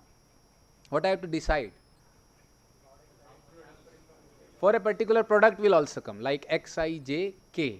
For a particular product K, how many laptop you have to send from Delhi to particular intermediate point, and from that intermediate point how things will change. So you have to given the 3 points here. The product index will also come. So you have all these stages here. Okay, so you have to decide how many laptop I need to send here, and then from this particular point you can decide. But the same way you have to decide how many books I have to send and how many books I have to send here. So different products are there, and there is a capacitated route. There can be different capacity also. You can use different vehicle also. Within this you can use how many TV I have to send. Then you have to use large vehicle. Then you have to use small vehicle. So there are 3 kinds of decisions which are generally there, which are known as strategic, tactical, and operational. We called it as a STO. Strategic means that how many fleet size is required.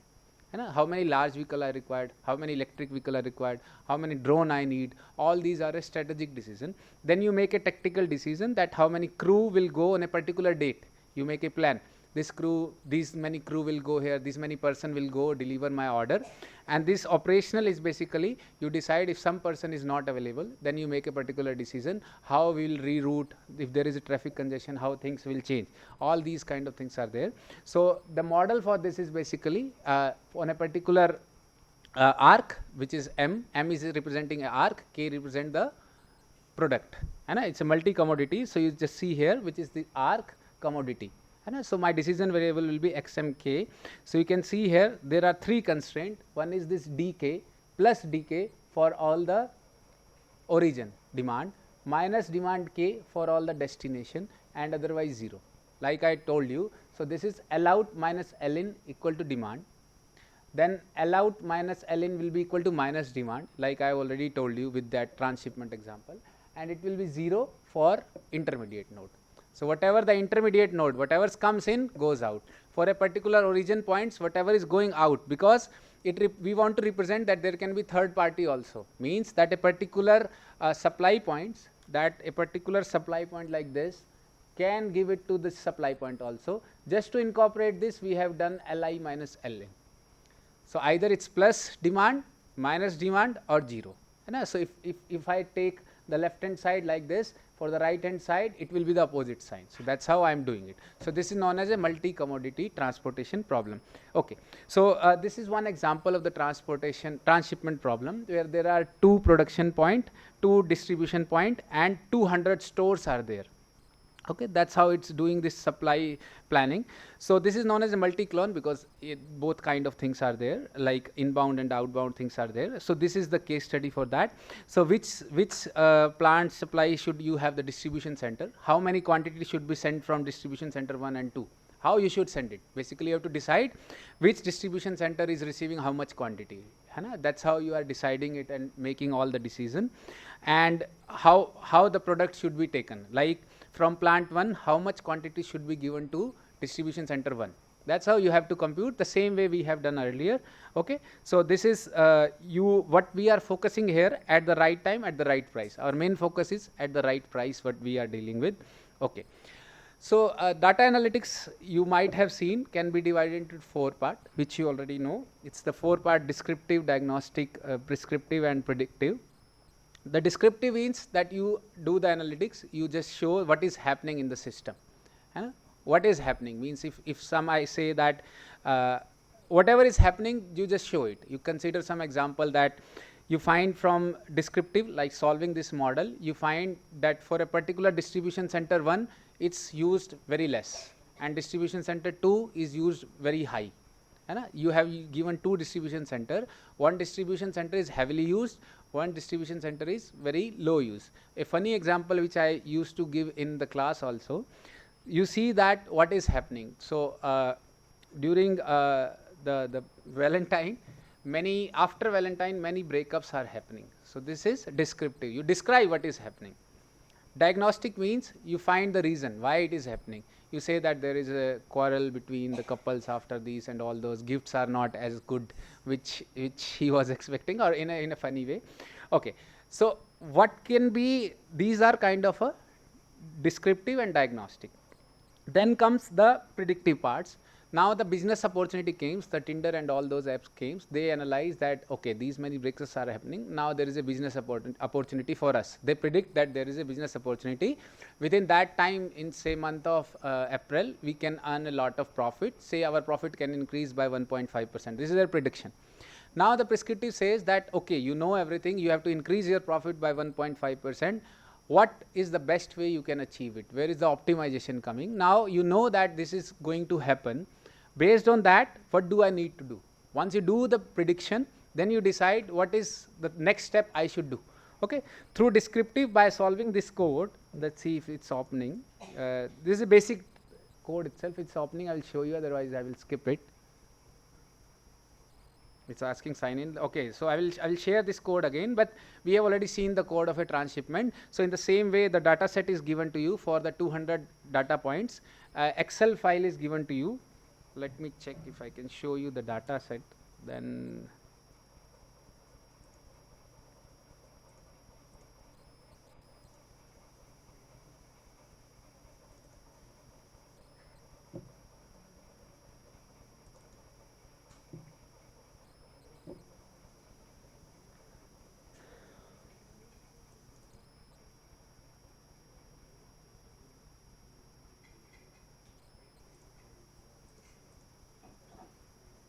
okay, so in 3 file this data set is given to you, where in the first file the demand for all the stores are given. There are 200 stores which we have considered. It's given the demand for all the stores, which are for all the 200. Then we need another input is from D1 to S1. Similarly, from these things is also given to you, the cost parameter, and also the this first parameter like P1 to D1. There are two things are there. From say P1, plant 1 to distribution center 1, what is the cost? So there will be 2 by 2 matrix will be there. Now from 2 by 2 there will be 2 by 100 also, because from 2 distribution center it will go to 100 points. So you should know the cost, and you should know the demand, and you should know the supply. So that's how this input is given to you, and then you run it basically in the Python, and then you will have, let me check if it's opening.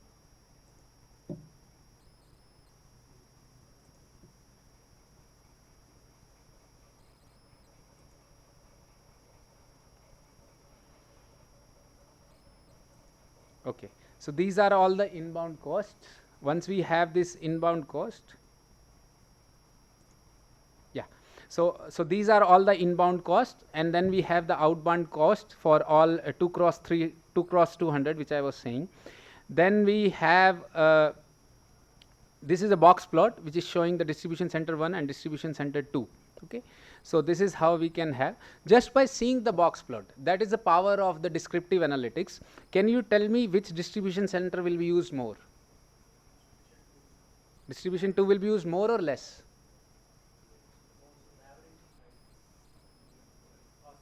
Cost is high, okay. So once we solve it, we'll have the final result. Once I skip this code part, I'll come to the results. So you will have this thing. So the distribution center 2 is used this way, and distribution center 2 is not used at all. It's very less used. For product 2, it's not used at all. That's how it's sending the complete flow, and this is the outbound flow which is sending. Okay, okay. So now comes with this, you can see that the distribution costs are too high. What is happening? Like the descriptive analytics, what is happening? The distribution costs are too high.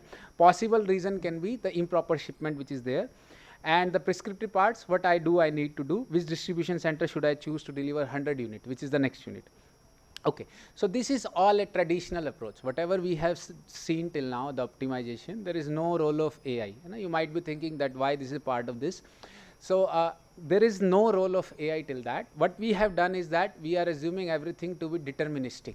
Whatever cost from a particular plant to a distribution center, that we have assumed to be deterministic, it's fixed. What kind of different uncertainty can come there? What can be the different kind of uncertainty which you can see in the transshipment problem? What could be the cause of uncertainty? Can you answer any of them? Blockage of road, yes. Any other? Accident, okay. Any other? Demand? Demand at the customer side will be uncertain. Yes. Demand is uncertain, one is correct. Another? Yeah. So demand uncertainty, supply uncertainty, and travel time uncertainty. Both can be there. Okay. So this is how you have to deal with that. If you are not, if you are just running by the static way, you will have an optimal result. But once you run it, you get it, you may have loss also. Okay. That's how we need some kind of the uncertainty things are there. The uncertainty can be divided into 4 parts mainly. From the Harvard studies, they say that uncertainty, the business school, they say one is like a fix. You clear enough future. You know that my demand will be this value. Particular, you forecast it based on the historic data you have seen. You said that my demand will be 200 units. Like we have considered in the transshipment problem, I said clear enough future. I know that my demand will be 600 units. This is known as a clear enough future, where you say, okay, this is my demand will be. Second will be my alternate demand. Either my demand will be 100, 200, 300 or 400. It will be high, medium or low, in between them. Based on your past data, you say that you say that it will be high, medium or low, and you particular value you also fix. This is known as a alternate future. This is known as a clear future. This is alternate future. I am writing it as a AF, alternate future. Okay, this will be it's still deterministic. It will be either 100 or 200 or 300. Here you have just chosen to be 200. You assume it will be 200, like we have run the model.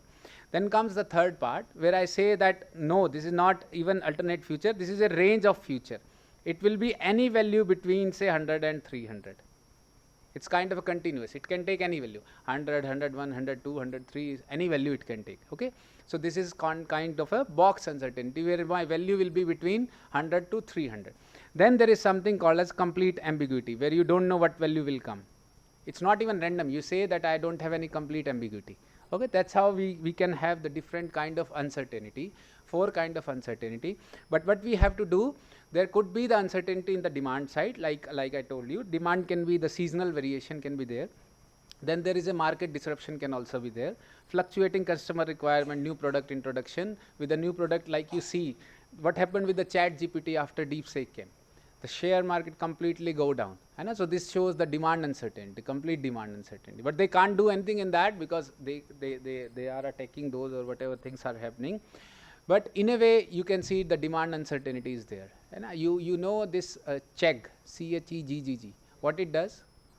Solves the mathematical. No. Not only mathematical, Teaches. Okay. Assignment, whatever assignment you gave, you pay them, third party will be there, they will solve it. Now their business is completely, after this Chat GPT, Gen AI, is completely share. If you see them, they completely went down. So this shows that there is uncertainty is there. If you are not agile, what is agile? flexibility to adapt. Yeah, ability to adapt. If your supply chain is not agile, like Nokia and everything which happened with them earlier, so if you are not agile, it will go down. But uncertainty will come. That is the nature.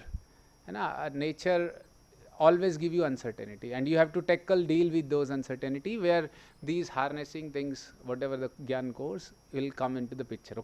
Okay, come to the things again. Supply side uncertainty can be production delay, where the factory is not able to give, the shortage of the material is there, and the quality issue and the capacity constraint can come. The transportation cost uncertainty can also be there, maybe due to the fuel price, due to this war, Ukraine-Russia war. There are many places where the fuel price uncertainty is there. Luckily not in India, but these things are happening. And then there is a capacity availability and the labor cost fluctuation and route disruption. So these are all the cause of uncertainty. Now you have to deal with those uncertainty. In the previous slide, I told you how you can deal them. Either you make it as a box as uncertainty. You say that this value can go from 1 to 100. There are different way you can deal with them. But you have to decide, you have to deal with those uncertainties. And the limitation here is that with this traditional approach, it cannot adapt to the real-time conditions, and there is no visibility. And there is a slow response. These kind of things are there. And manual interventions may not help. If you are doing it manually, it may not help for the large scale. If you are running, say, Amazon kind of business, these manual things may not work. Okay, so what we have to do, we have to handle this uncertainty, and we have to reduce the transportation cost. And who will be the saver? Our saver will be, there is a complex decision making which is involved. We have to find the dynamic optimal route. Not only the optimal route, now we have to find a dynamic optimal route. You can either use the robust optimization. There is a way where if you know that what is happening in the past, there are methods where you know the probability distribution that this will be my runtime on a particular route. You can use those methods, stochastic based methods you can use. You can say that, okay, my runtime is varying like that. I know the probability distribution. I will use some kind of stochastic optimization. Or you can use some over conservative approach. You will use some robust optimization. But I don't want to go through that. I want to use some other things. Okay. Then there is an inventory allocation and all those decisions are there. So here comes our AI parts which can help in reduce the transportation cost and addressing the demand, supply and the travel time uncertainty. That's where it comes. The key benefits is I have already told you that the dynamic optimization we are looking on, and also the predictive capability and continuous learning from the outcomes will be there. Okay, how we do that? Like interoperability and interconnection, same thing. ITS for the public transport, same thing. What we are doing, we should have a data integration layer. From different party the data will come. We should have a data ingestion system which mix all the data and giving you some kind of a output. Then there will be a predictive analytics layer which will predict what will be the demand, what will be my demand and how much inventory should be there, how much inventory I should cap. Based on that, I will make a optimization layer. With that optimization layer, I will have the execution and the learning layer where the AI model are fit into that. Okay. If you have to make a pipeline which is AI driven, so you have to have a data ingestion system, the first layer, then you will have a prediction layer, then you will have a optimization layer where you are doing optimization, and lastly the execution layer will be there. So all these commitment, if it's from top management, then you can have the agile and also the interoperative level supply chain, the next generation supply chain, all those components are required. Okay, so if I show that there is a case study where they have a transshipment network with all those features. They have 15 manufacturing plants, 8 regional distribution centers. What problem they were facing? Why they should shift to AI? You have to convince the top management you should shift to AI. But you have to convince them what will be the benefit. There is a cost benefit analysis. You have to analyze, okay, I am adopting all these technology, I am going to AWS, I am developing the model, I am hiring the AI persons. What is the benefit that I will get through that? So you will have, they have all these problems. The key challenges with this case study is that they have 25% demand forecast error.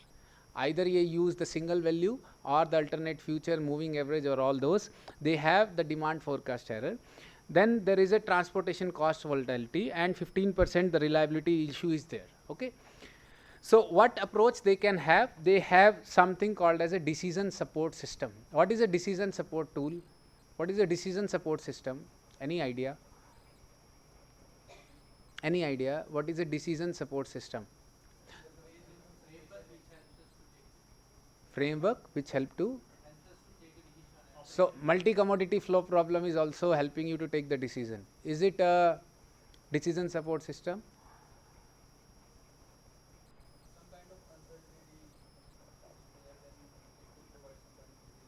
Yes, yes. Dynamic, yeah. Dynamic is one aspect which is a feature or characteristics of a decision support system. So what he said, what he said is, like I asked, multi-commodity flow problem. Is it a decision support system? No. It comes into a knowledge-based system. Within the decision support system, there are 3 aspects. There must be a graphical user interface. UI must be there. So that Power BI things, all those things, you are seeing it on a dashboard. The live things you are seeing, you are tracking the vehicle. The real-time things are there. Knowledge-based system is there. Graphical user interface is there. Knowledge base means you are getting expert what decision needs to be made, or the trained model is there. That's how you are making a decision support system. So one is like unified data platform which integrate all the data from sensors, either for your fleet or for buses or for all the vehicles which you are operating in the supply chain for the transportation. Then we will have the AI models which will give you the dynamic optimization for either for the demand forecasting. You will use some predictive models, RL based model for the route optimization, which I will show. One of my student did some study for the RL model for the last mile delivery. I'll show in the coming slide quickly. And then there is a random forest for supply description prediction and Bayesian network for cost modeling. The decision support model will also help you in the simulation also. What is a simulation? If there is a optimization model, what is simulation? you have a topic of AI driven simulation. What is simulation and how it is helpful? So there are two things I am writing. Okay, just tell me which one belongs to simulation. Okay, so this is called as what if, and another is what to. What if is a simulation. Okay, simulation is basically the experimental arm of operations research. Experimental arm of operations research. If you have to change this, you say that instead of sending through this vendor, if I take it, what will happen? If my schedule is running, if I remove this vehicle, what will happen? All these what if scenarios or the performance analysis is done through the simulation. And this decision support tool, whatever will be there, if this company brings it, so this will reduce their cost. It will give you that, okay, this I give you this is the optimal solution I give you. Now I say that there is a surge price. What will the decision will be? So all those what if scenarios, if you do, it's called as simulation. And this is a performance analysis. If my result I got it, if I change something, what will be the change that will happen in the system? Sensitivity analysis in a rough way, in a layman way, you can say it's just for optimal solution, what will happen to the optimal solution. But if I say that, if I give, say, Google Pay is giving you cashback. So if it says that I give you a cashback of 5 rupees, I give you a cashback of 10 rupees, I give you a cashback of 500 rupees, and they will never give 50 rupees for referral, they will give you. And then they have to stop it. How they decide this? They perform these kind of simulation where they say, simulation in rough way, you can say it's a digital twin in itself. You can say it's in that way. You are saying that you make a simulation model, you make a computer based model, replica of a reality is simulation. But in our operations research domain, it's called as an experimental arm, where we do the what if scenarios. So if I say that my charging station is at this particular stage, at this point, if I change it to this point, what will happen? If this Prayagraj thing, the traffic is following. If I stop this road, what will happen? They need to perform this simulation. They don't need to find the optimal solution for that. They are not saying that if I stop this road, if I say that Varanasi people will not be allowed to come on Saturday and Sunday for the Kumbh, they actually stopped it. Now they are not interested how to route the people, how traffic congestion will happen, what is the best way of people to going there, where we should do. They are just want to know what will happen if I stop it. How much congestion will I reduce on that particular segment? You need simulation for that. And everything you can't do by optimization, because these are like brother and sister. You need both. OptiSim model you need, and this next gen supply chain is actually giving you that. Based on the, you plan for something, then there is a disruption. With that disruption, what are the minimum changes that you should do quickly so that you make your solution feasible? You find an optimal solution, you get the solution, a priori you find all the solution. Now you say that with this a priori solution, there is some infeasibility is coming. From somewhere some infeasibility is coming. Now with that infeasibility, how I can make it feasible again? Forget about optimality in some stages. Now there is my vehicle is stuck here, what should I do? Where it should go next? Where I should detour it? So that's quick heuristics, or these kind of solution we tries to find, quick solution. Near optimal solution we used to find, where the decision support systems is coming helpful to us. Okay, so key technologies like FB Prophet LSTM you are already using for some prediction for the demand uncertainty. For supply uncertainty, random forest model, Monte Carlo simulation you can use, which is based on a probabilistic distribution. And then this RL model and this dynamic optimization for the route you can try with those things. Within the transshipment problem, if these uncertainty are there, these are the things that you can use for for all the uncertainty which are available from the past data if you have. Okay, so these real-time scenarios and continuous adaptation you can have in your solution with those technologies. Overall, transshipment model under uncertainty required dynamic predictive capabilities. Okay, we need that, and AI and ML are powerful tool for handling the uncertainty. So with this lecture, I have few more slides. I am not finishing. Still, I have time for around, say, how much time I have, Prasad? 15 minutes. Okay, I will show some of the research direction now, but with whatever theoretical or mathematical we have seen the little bit, overall is that AI is an enabler. Whenever there is uncertainty, you have to do the dynamic optimization. And optimization is something, two things are pulling you apart, but you have to find a best way. So in case of uncertainty, it can be demand driven uncertainty, supply or travel time. In case of any uncertainty, you have to have the demand based, congestion based scheduling or the decisions which are based on a dynamic environment, because our complete environment is dynamic. See, what happens is that we don't know the integration, we know only the differentiation and all those things. So if you say that I know only small part, you might have seen that we know only consider, once we are doing the integration, what we say that we consider only h, delta h, then h we used to have, and that's how we integrate. The same way there is a dynamic environment, we don't know the solution for the dynamic environment. What we are doing, we are relying on the past, we are relying on the data, we are integrating the different system, we are moving towards the digitization, standardization, and all these aspects. What is trying to do is that the main message is to have the interconnection and interoperability.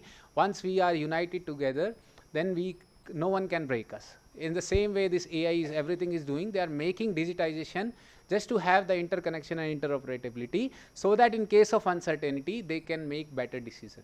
So with this, now comes the second part, which is a research problem. I quickly focus in next 15 minutes. Theoretical part is finished. I will show some of the research direction which we have done. The first is that my PhD student is working currently on the last mile distribution system. So there is a new technology called as parcel lockers.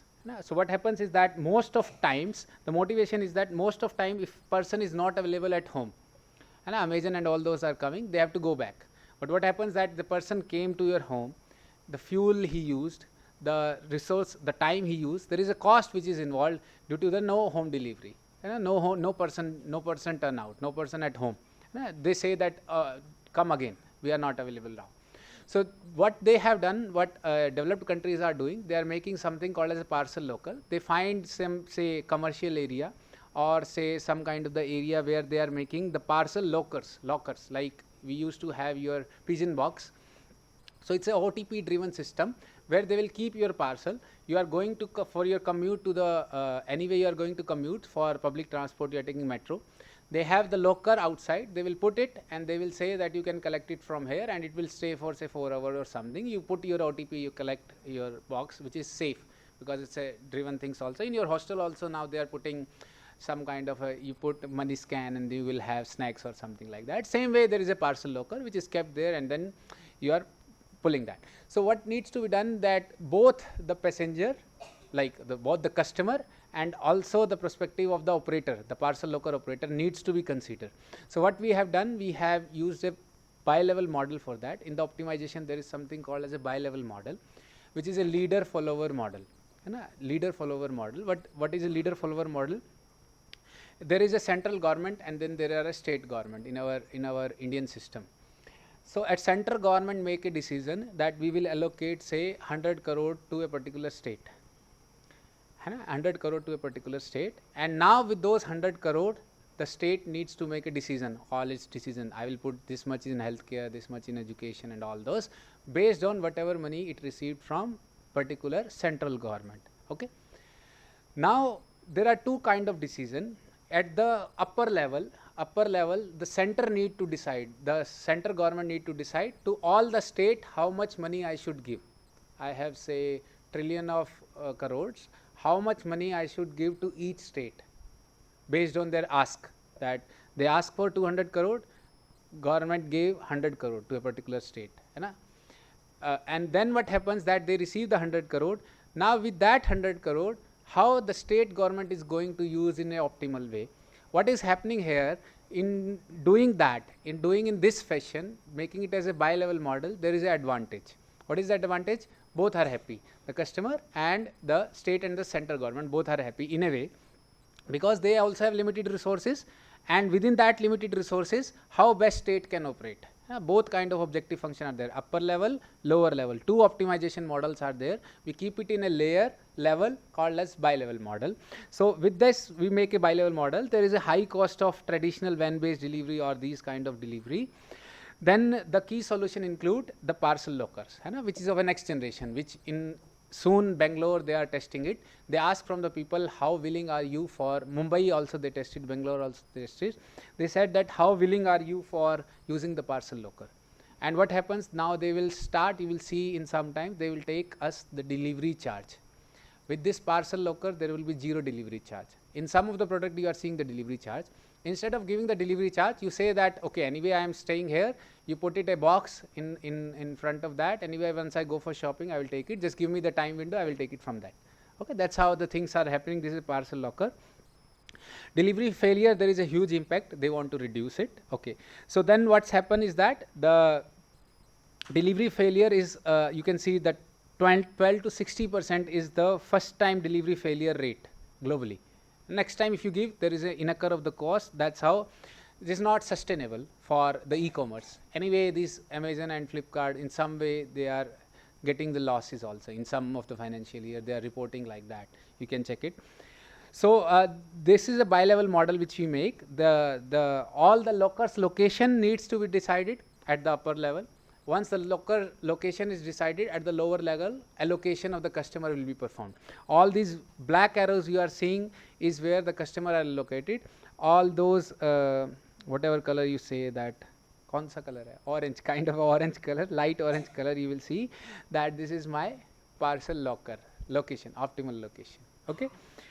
So this is the framework which he made, the upper level and the bi-level, which he currently, this is a published paper. If you want more detail, I will give you the link for that. So they make this parcel locker decision support system in a way. Then this is the upper level and lower level. In the upper level, the total cost needs to be minimized. In the lower level, the maximization of customer needs to be satisfied. The customer is completely satisfied. With that, he turns out that he ran it for Mumbai, and the result shows that these are all the customer. He ran it for around say 500 customers, and these are the parcel lockers based on perception analysis from customer. We ask that if we give you the parcel locker, what are the particular location that you are willing to get your order from? Some says that railway station, some says that Mumbai railway stations, local, and some says that shopping area, some says that metro station, all those things. Based on that, we find all these locations can be there. Then we put a grid on that, some grid, and based on that we convert it into a network, and then we find out those results where it shows that we will not be able to satisfy complete customer. We will not be able to give complete customer their first preference. We have given either preference 1, 2 or 3. We have asked them 5 preference. Based on that, we tries to find the result, and this shows that for a small case studies that how many parcel locker you should open, where you should open, and how customer will be allocated. It's a bi-level things. Then this drone things, because it's in trend now, that some other study for the last mile deliveries for the drone, where they are saying that they have to have the hybrid approach with the optimization and the reinforcement learning based model, where they decided that how should we deliver with the drones. Parcel locker is a one way, but for instead of making it more sustainable and fast deliveries within 10 minutes or something like that, how drones are usable. They say that there is exponential growth of e-commerce already, and customer wants fast and reliable deliveries. So he used the combination of the trucks and drones. Means suppose Zomato is giving delivery, each person is going to deliver now. Instead of that, a big truck is going, there are many drones on top of that, and now he needs to decide how many drones he should keep, like strategic planning, and how these drone will operate. So what is the case here? It's a truck drone combination works, which is currently being followed in developed countries. In India, it will still take time to come, but this is one of objective he is doing. What is happening here is that from the warehouse, the truck and drone will go with each other. Then at a particular point, this can be used for COVID also, if you have to supply the COVID vaccine to the hilly areas. So there it's been heavily used in different kind of area, and now recently in flood in some south part, maybe in Telangana, I guess, I can't remember, Andhra Pradesh, they used the drone to deliver the relief supplies, food and milk and all those things. So they need to decide that how to operate the drone, and then there is a limited charging capacity. What is the case with this electric things is that there is a battery things, and if you can club it, like instead of one order, if it can take 2 or 3 orders, it may not need to run again and again. You can say that battery swapping is there. Once our drone is coming, you will get the battery, change it. But you have to do the optimization also, route optimization. You can club the different orders, you can consolidate, and it's based on its capacity. So that's how they make this first model. And this RL and all those aspects will come now in the next slide, which is the second part. They make this mixed integer linear programming model, the reward, state, and policy. But still somebody says that this truck you are still using, it's not sustainable. Then he comes up with something called as a PT drone delivery system, which he is currently working. What it says that, why not, the public transport is already running, why you are using the trucks if you can supply everything with drones? You can save the cost also there. So what it says that a public transport, a bus is going, from that particular point the drone will sit on that bus, and what will happen in that, what will be the effect of that? If a particular point, if you are going directly via drone, instead of that you are using PT based drone, what will be the benefit? Battery save, energy saving will be there, and if you are able to meet within the required time of say 15 minutes, it's okay. Why you want to deliver in 5 minutes if you can deliver in 15 minutes? Hard constraint is 15 minutes. Earlier is better, I got it, but within, say, instead of 5 minutes, if I am able to deliver in 10 minutes, it's okay, still I am in range, because I said for 15 minutes I will reach in 10 minutes. That's how I will use less number of drone. One thing, strategic decision, strategic money will save, and with that I will also save some money with the drones, because battery and all those things and consolidation and all. So somehow the font is with this version of PowerPoint, this font is going down, but he applied the dynamic programming also here and the reinforcement learning, and he found that this traditional way and this RL is performing better. Why? Because it's able to handle the uncertainties, optimize for the time and the energy, and the adaptive decision making is also able to handle. So what are the states and action in this RL model? The action can be, it can fly to a nearest bus stop, and I will just show you this slide and then I will come back here. Okay, so what it shows that from point 7 it will fly, the cyan color is showing for the fly, then it will use this public transport, it will sit on this public transport, it will remain on this public transport, and then it will fly again. Instead of direct flying from point green point, which is a restaurant, and this is a customer order location where he ordered the food, instead of directly going from here, this is the amount of energy he is able to save it. So that what are the different action or state in these? The states can be, what are you saving at a particular state will represent the previous action what you have taken, either you were on bus or you were flying, and then the current location, time elapsed, and energy consumed are all the states. And my actions can be, my future, based on a particular action, reward will be given. I fly to the nearest bus stop, either I am flying to the nearest bus stop, or I am directly flying to the house, or I am taking a bus and then I am taking board a bus or wait at a particular bus. Waiting is also allowed. We have given a threshold for waiting also. And this is trying to make the decisions from there, and a particular number of demand and supply is given. This RL model is running. He compare with the traditional model also and with this model also. He tries to get the results. So he used some reward system which is not visible here. Somehow we are giving the he just wrote some value here, but there is a justification also why he used those particular value, how you should decide the reward, how he decided the 500 points, how he decided the 1000 points. There should be some rationale behind that, so which he able to find it, but in this slide it's not there. But we have a rationale also that if I am flying, how much I should give a reward.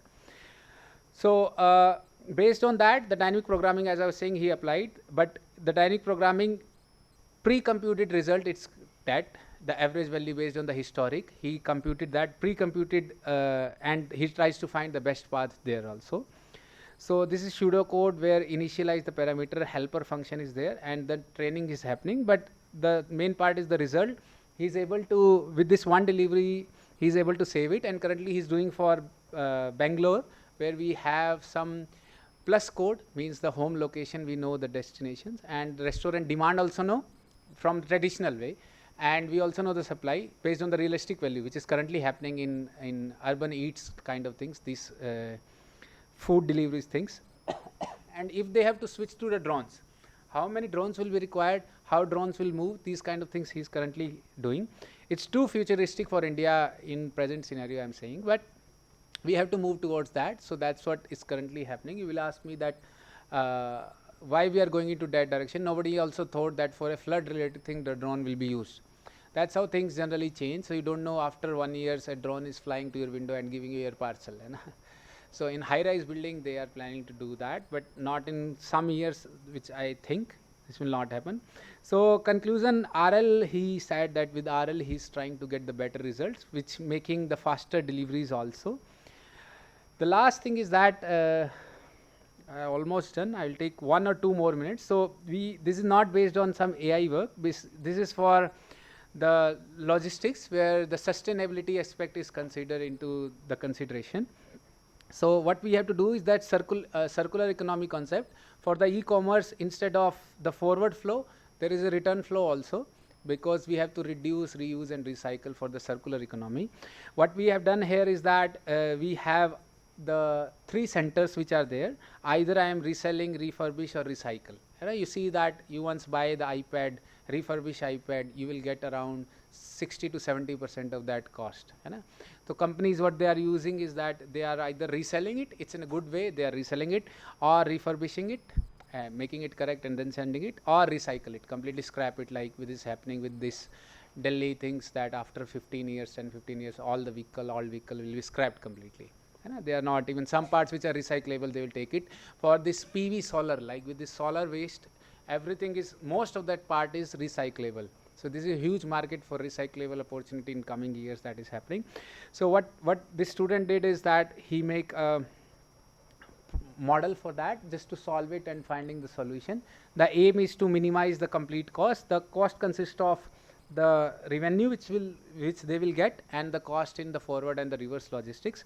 With that, he tries to find the result. I am just skipping it, you can check it. But the overall learning with that, which I am finishing it now, the overall learning is that uncertainty requires the dynamic and predictive capabilities. We should make the dynamic optimization rather than skipping to only the deterministic, because this is easy to do.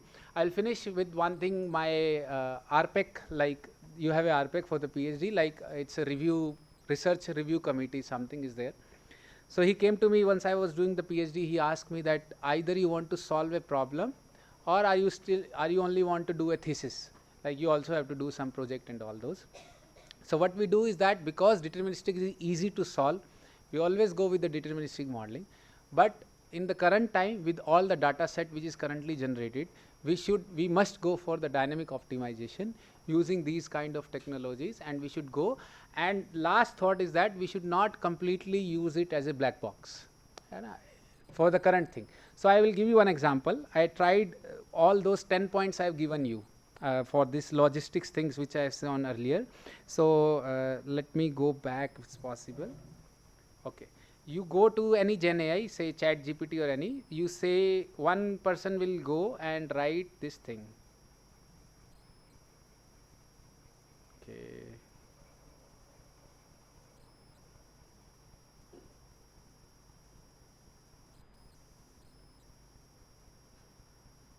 Okay.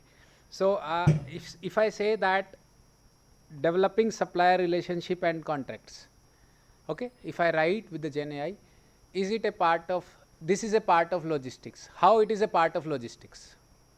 How developing supplier relationships and contract is a part of logistics? It will give you complete explanation. Yes, it's a part of logistics. You can do it like this. Second, you will type that this is not a part of logistics. Explain me why. It will give you same explanation. So always I am saying you, we can't completely rely on these things for the time being.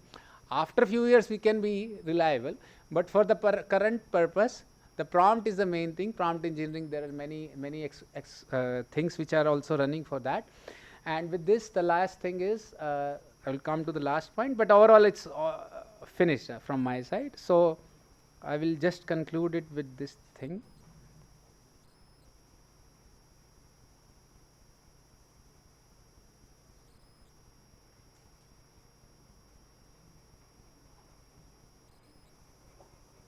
Okay. So AI and ML models, whatever we are doing, can help in uncertainty, like I said earlier. After we start the second session now. So for making it sustainable, we have to use it. That's what, based on the past, we should make it more sustainable using the green technologies. What is happening in public transport, I can again say, they are also moving to something called as a green wave. Green wave. Any idea what is a green wave? So it says that there is a signal, traffic signal is there. They know that as soon as a bus is coming, they are tracking it. As soon as a bus is coming, they will make it as a green light. Instead of bus to, you have to increase the speed. Instead of increasing the speed, you have to reduce the travel time. What they are using is a green wave. As bus is coming, it will give it a green light, so that it's not stopping there. You are not in congestion. You're not stopping at the red light. Also, there is some kind of BRT, means bus rapid transit, where it says that it's a dedicated lane which is there. All those kind of things are happening. So with this, I finish it. Thank you everyone for your Sunday time. Thank you. Thank you.